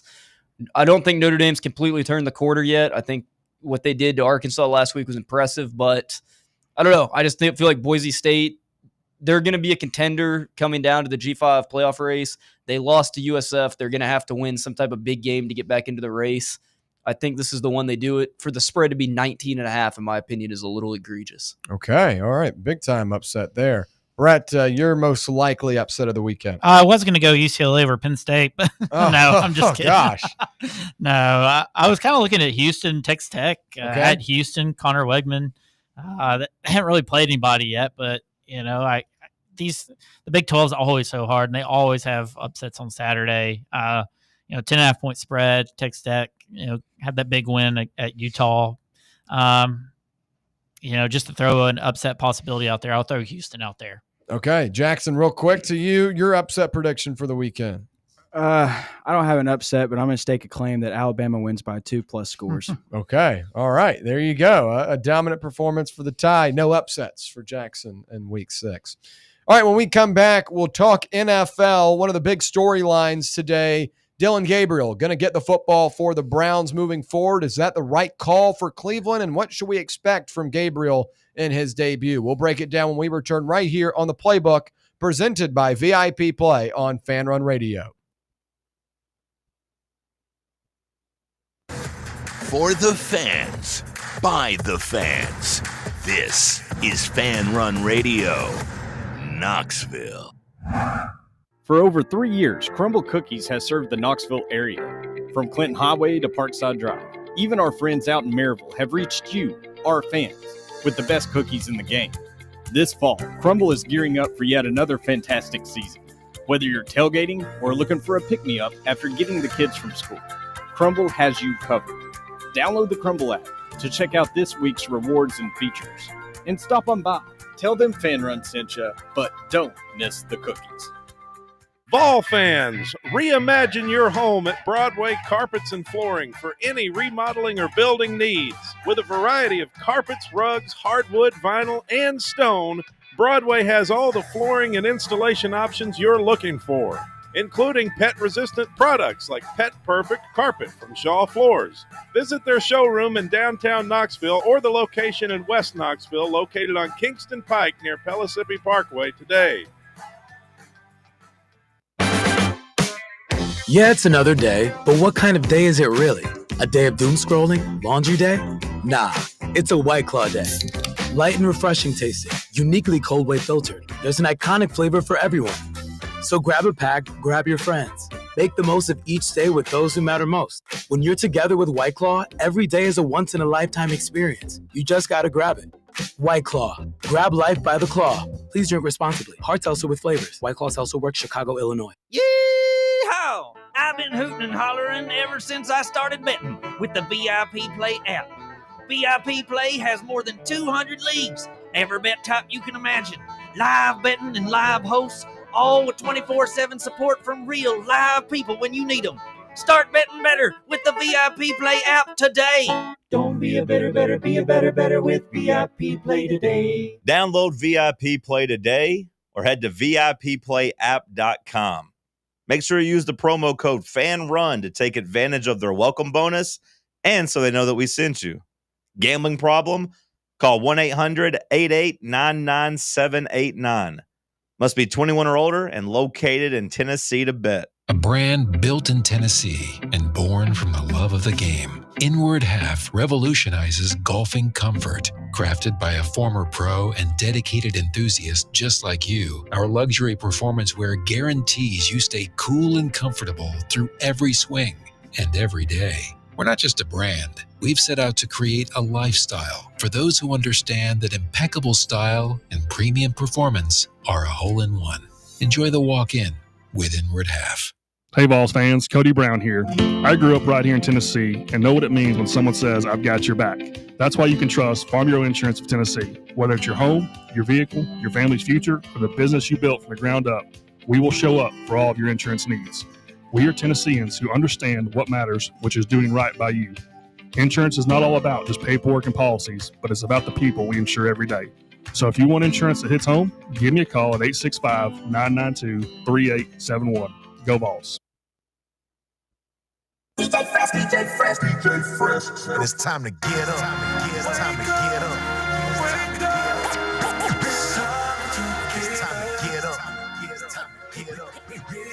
All right, back here on the Playbook, presented by VIP Play. Coming up next in about 30 minutes, it's The Drive with Russell Smith, Bob Baskerville, The Bear, and Walker Smith. So stay right here on Fan Run Radio to round out your Wednesday afternoon.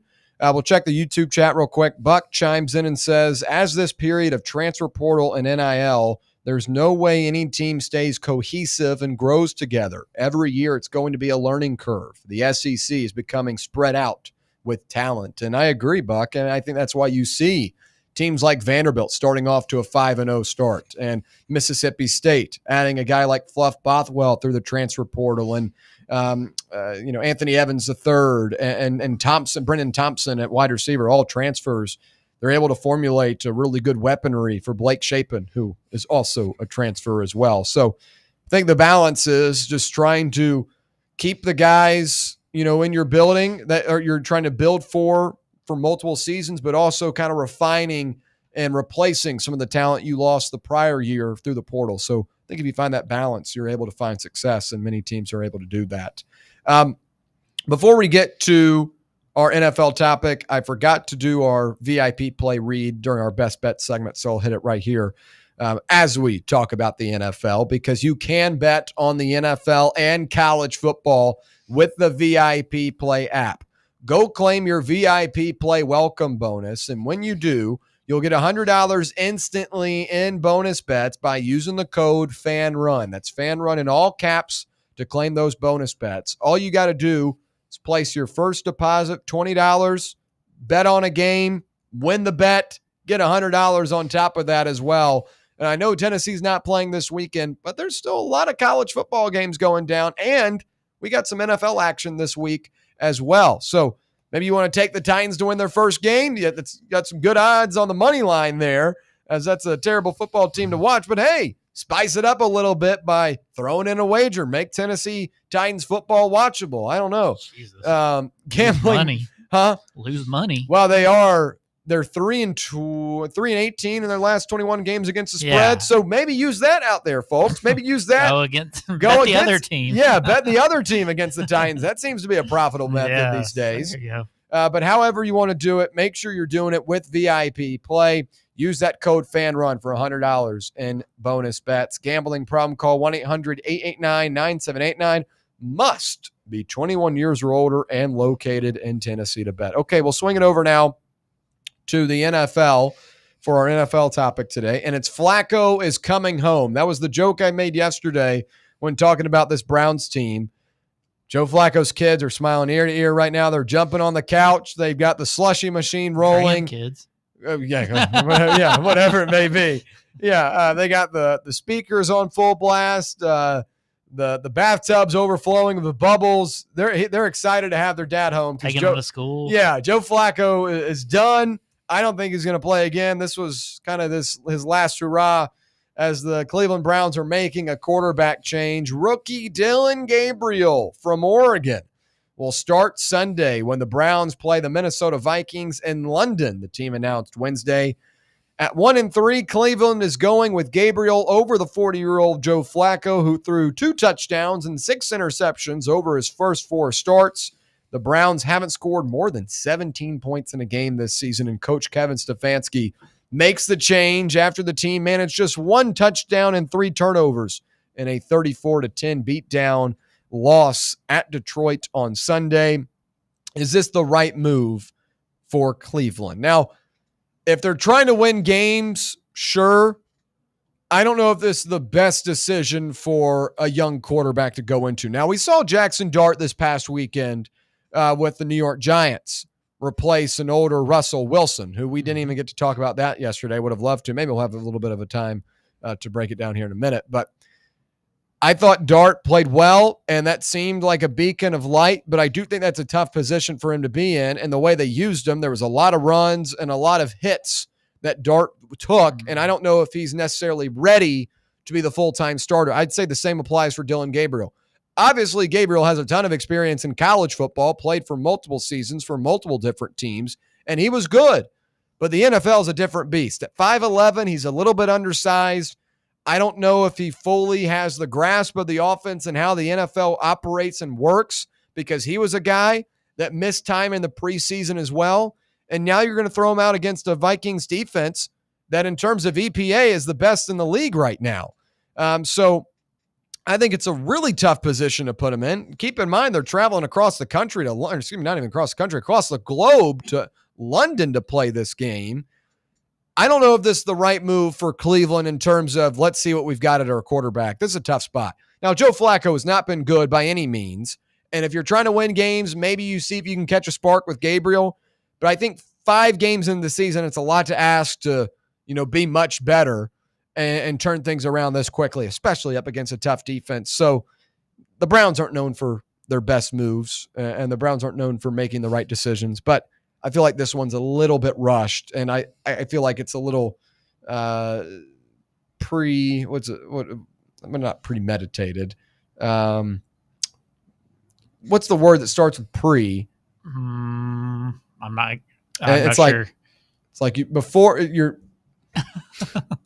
they're doing it a little too soon is what you're saying. I'll say basically. that. Yeah, they're doing it a little too soon. I'm sorry, folks. Errors and omissions. Garrett, I'm sure somebody will tell us. Yeah, is this the right move for Cleveland right now? Yeah, I mean, like you said, if you're trying to win now, I guess, he's thrown 6 interceptions this year. He has the worst QBR in the NFL with 27. He's obviously not bringing too much to the table right now. Your team's not going to be very good, whether who you have at quarterback.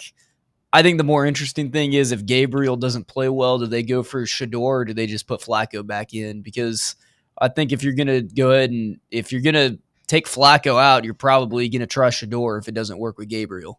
Yeah, I'd be all for Shador Sanders getting his chance. Maybe not right now, because I want to see the other guy go before him and wait for the season to go down, go on a little bit longer. But I was a big Shador fan coming out of the draft. I believe that he was kind of blackballed by the NFL. His own fault. Well, I think there were multiple sides involved with it. I guess. Yeah. But there's a reason he fell that far. It wasn't because of talent, though. Yeah, I mean, one because of talent. But there's 2. You got to, if you're going to be the quarterback of a franchise, you got to be a little better person on the field. What he's got to eliminate the sacks, because the sacks where he's running around in the pocket and taking 50. Yeah, like Caleb Williams has been doing too much, and that's I'm just saying that's something he's got to improve on if he's going to see the playing field. Yeah. Do you think this is the right move for Cleveland right now to make this quarterback change? Yeah, I mean, I think if he can limit the mistakes, the defense is every bit good enough. Quinshon Judkins has proven he can run the ball these last 2 weeks. Yeah. You saw him beat the Packers. You've seen him be competitive in games. I just think if he can limit the mistakes, and that's the way he did it at Oregon and some of the places that he's been, he's limited the turnovers. Now, be a little different in the NFL, reading defenses and being a smaller quarterback, but, if he just try and limit the mistakes, I mean, they've got potential on the outsides and a run game and things like that. So I'm going to give the benefit of the doubt until I see otherwise. But I mean, NFL is just hard to play quarterback. I mean, but you got to see what you got. And Flacco, I don't even know why they went to him, but save him as a backup, start the season with one of these guys. But you are right. It's a tough spot to travel overseas to try and play. I mean, they had a Dolphins team, I think next week. He could have started him at home against the Dolphins. Yeah. But I don't know. We'll see. Maybe they're just holding out hope, but it could ultimately Shedeur before long. Gabriel has made brief appearances at the end of 2 blowout losses for the Browns. He threw his first NFL touchdown pass in Week 2 against Baltimore, and he was 0 of 1 passing as the Browns went 3 and out late in the loss to the Lions. A left-handed passer and a third-round pick in April, Gabriel will become the 41st starting quarterback the Browns have had since the franchise's 1999 return to the NFL. The team will have a normal work day on Wednesday before traveling from Cleveland to London Wednesday evening. And Gabriel will get the football for the Browns early in the morning on Sunday. You'll have to set your alarm for that one, wipe off the crust on your eyes to watch Dylan Gabriel battle up against Carson Wentz. That's what everyone in the NFL has been waiting for. It's going to be a defensive struggle. What do you guys expect from Gabriel in this one? I think it's pretty fair right now to say I don't think he's going to look great. This is a very good Vikings defense. They've done their job. As I said earlier, number 1 in the NFL and EPA, number 2 right behind them, the Jacksonville Jaguars. Have to throw them in. They're also built up on that game against the Bengals. Yes. I mean, that's why their numbers are what they are. Yeah. I don't know how great they've been defensively. The Vikings? Yeah. They're built up on that. I mean, it's historically one of the best defensive performances ever. I know, but I mean, still, EPA-wise, that EPA takes into account all the games. I know. And they lost to the Falcons. I know. I'm just saying. I mean, it's a tough spot, no doubt. It's first NFL start, but they got some good play. It's not like they got a bunch of scrubs I like out there. Gabriel. I think he was a good quarterback. Jonathan Grenard coming off the edge is going to be difficult. Dallas Turner's had a solid second season in the NFL. Vikings have some good players, and Gabriel, at his size, I think it's hard to see where he's going to have a lot of success. I don't like quarterbacks under 6 feet. I just don't. He feels Tua-esque, doesn't he? Yeah, well, it might be the lefty size-wise, tattoo, arm strength, everything. Gabriel, I think, was a good college quarterback, but I don't think he's a guy that has much of a shelf life in the NFL. And again, I think Sanders is a guy that has a little bit of a higher ceiling here. I think Gabriel is what he is. He played a ton of college football, and he was really good for Oregon. But when he went up against teams that were kind of on the same level as him, he wasn't able to look as, superior. I mean, that Ohio State game was brutal. And they're going to have the, by far, inferior team in this one. I just think it's a tough position to throw him in, and I don't think he's going to be as good as the Browns may hope for. I think it'll be Shedeur time here soon. If I had to bet right now, I bet Shedeur at least gets a start by week 10. I don't know. I kind of disagree. I feel like if he had if he had looked the part of an NFL quarterback in practice, then he would be the starter this week. They're 0-4. 1-3. I'm sorry, 1-3. They haven't shown much on offense. And, you got 2 rookies. If one of them has looked better than the other, talent-wise, it doesn't matter where he's picked. I feel like he'd be starting. So I don't know that we'll see Shedeur unless it's in a week, 16 or 17, and they're fighting to not go winless. Well, if you're going to give Flacco the shelf life of 4 games and Gabriel doesn't perform well in 4 games, I think you've got to throw Sanders out there. Because the whole gig is you've got to figure out what you've got in that room. I think the reason why that Sanders is behind Gabriel is because they took Gabriel first. I really do. A team like Gabriel, right? There's the whole talk about the ownership picking Shedeur. Yeah, if that guy falls to you and you're the Browns, I think you had to take Shedeur. He was he's a highly rated prospect. Some people, that was their number 1 guy. And I know he slid all the way down, but Tyler Shaw was not a better quarterback prospect than Shedeur Sanders, and the guys that were drafted ahead of him were not better quarterback prospects. Like Jalen Milroe was not a better quarterback prospect than Shedeur Sanders. I don't care what anyone says. I don't know. You think Milroe is a better prospect Probably. than Sanders? Stop No. it. Brett, You no. guys just got done saying he's the most sacked quarterback because he runs around. Yeah, Shador had a horrible there are offensive things- line. I mean, But you can throw the ball away. I It's okay. don't like Shador with all of his off-field antics, but he was the best quarterback in the draft on the field, performance-wise. There's part of his game though that gets nicked heavily by NFL scouts. Like the whole sack issue is because he cared about his completion percentage too much because he was chasing awards. He didn't want to throw the ball away and he'd just take a sack because it doesn't dink his completion percentage. I mean that's just obvious. A bunch of the sacks he took, he had ample opportunity to throw the ball away. So I don't. There's things about his game and especially the off the field stuff that it all combines together and it gets you dropped on a draft board. I still hold out hope for him. I do. I think he'll be. It's just a bad place to go for any quarterback. Oh, obviously. Oh yeah, obviously, yeah. Because I think Gabriel could have success. I don't like his size. 5'11" to me tells me. You and this short thing. How tall is Baker? Baker's what 6'2"? Yeah, probably. Yeah. Baker's 6'2". He was like 5'11". No, Baker's 6'2". But look at the NFL right now. What small quarterback has had sustained success in the NFL? And the current quarterbacks. I don't want to hear Drew Brees, and I don't want to hear Russell Wilson. We've seen what Russell Wilson. I mean, they have to draft these guys. These are the ones coming out of college. I know. I'm just saying. College game is different. That's the I problem. know. I'm just saying. If I were a general manager or a coach or an owner, I would not draft anyone under 6 feet. Kyler Murray's had success. I mean, he's kind of, yeah. I mean, he's been hit or miss. I mean, the injuries have kind of hampered him, but yeah. Then you watch him play last week in the first half. He was terrible. I mean, Bryce Young's another one's drafted. Well, I mean, I don't know how many years you have to give a guy before they have success. Like, I really don't know. Cam Ward, I mean, I think these guys are small because they're standing next to like 6'5" offensive linemen. Like, what is considered short? I don't know. I think anything under 6 feet. And there's not many of those. I know, but there's like one. Kyler Murray's under 6 feet. Yeah, but that's Tua Tagovailoa is like right around 6 feet. Bryce Young's right around 6 feet. Yeah, Bryce Young's like 5'10", or 5'9". He's short. Dude. Yeah, I would never. Again, they just look shorter because they're standing next to these monsters. All right, got to hit a quick break real quick. When we come back, we'll wrap things up. It's the Playbook presented by VIP Play. Congratulations. You found sports radio that doesn't suck. This is Fan Run Radio, Knoxville. At Knoxville Insurance Group, they understand the challenges many consumers face when searching for insurance coverage. That's why whether it's for you, your family, or your business, they create a coverage plan specifically for your unique needs. Knoxville Insurance Group is an independent firm, which means they aren't beholden to just one insurance company. They search multiple companies acting as your negotiator to find you the best possible policy and price.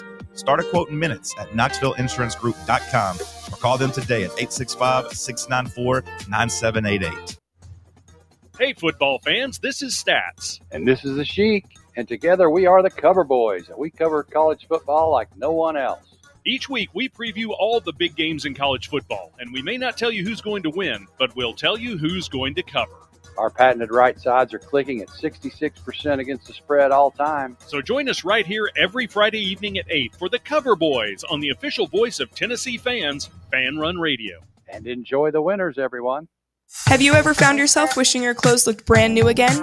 Whether it's your favorite suit, that little black dress, or your comfy winter coat, Crown Cleaners can make it happen.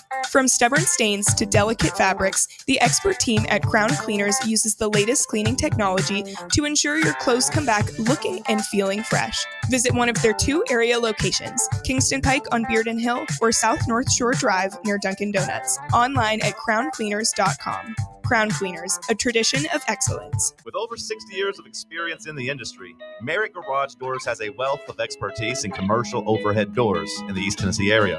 Merritt offers a wide range of door styles like sectionals, rolling steel, high-speed, and sheet doors. They also supply and install a wide range of dock equipment. If your business is in need of overhead doors, no matter the type, look no further than Merritt Garage Door, Knoxville's best and most trusted overhead door company. Contact them anytime for a free estimate at 865-933-5319 or online at merrittgaragedoor.com. It's football time at Tennessee, so crack open a cold beer that doesn't fumble the flavor. Garage Beer is 100% beer-flavored beer. No gimmicks, just cold beer. Built for bonfires, backyards, and beating Bama. Garage Beer is proud to be brewed right here in the Volunteer State. So pick up a 12-pack today and look for the drive celebrating Football Fridays at select Garage Beer headquarters around town this fall. American-owned, Tennessee-brewed Garage Beer. 100% beer-flavored beer.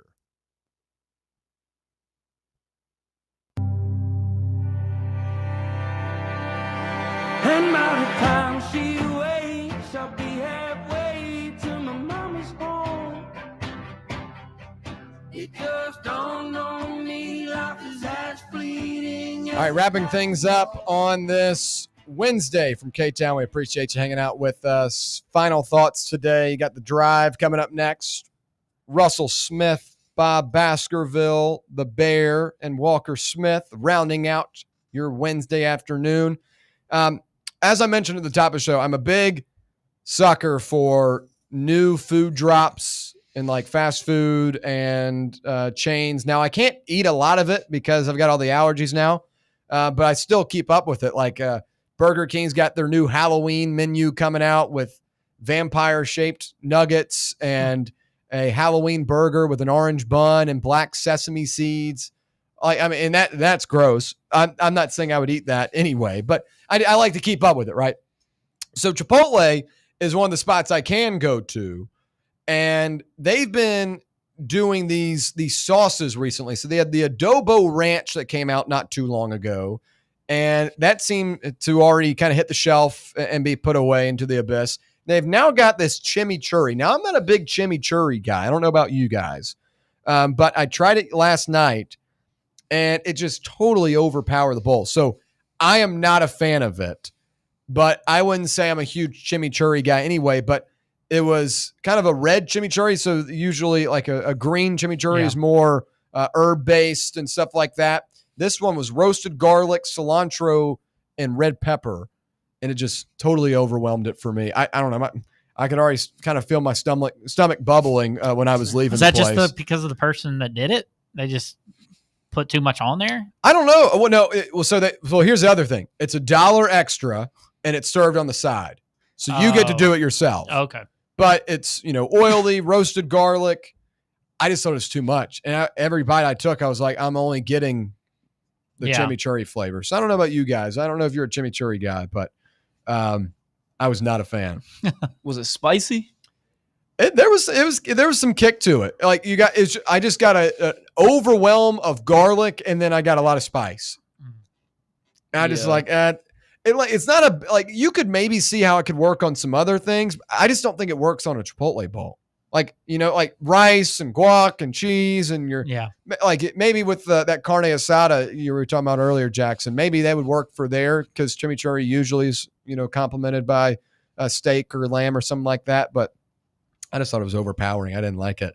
I wish I could have a lot more of these. So you're not going to do it again? No, I won't be doing it again. Okay. I wish I could have more of these limited time items though, across from other places too though. Yeah. Wendy's has new chicken tenders. Okay. And they've got 6 new sauces. They revamped all their sauces. Wow. They changed them all. They've got a signature sauce now, It is too. about time. Yeah. So y'all go check that out. I don't know. I love keeping up with it. I really do. I'm ready for McDonald's to do it. And when companies rebrand your sauces, if any execs listening, make the sauce cups bigger. Like Bojangles, they give you these big, huge old sauce things. And it's so nice because I only need one sauce when I go and get chicken tenders and fries. McDonald's, I need to get 4 or 5 because they come in these little small cups. Yeah, one dip, it's done. Yeah. McDonald's, speaking of, coming out with their McDonald's Monopoly again. First time in 10 years they're bringing that back. So, I keep up with a lot of this stuff. All right, that's going to wrap it up for a Wednesday edition of The Playbook presented by VIP Play. For Brett Hullander, Garrett Armbrust, and Jackson Freeman, I'm William Pattison. Coming up next, it's The Drive on Fan Run Radio.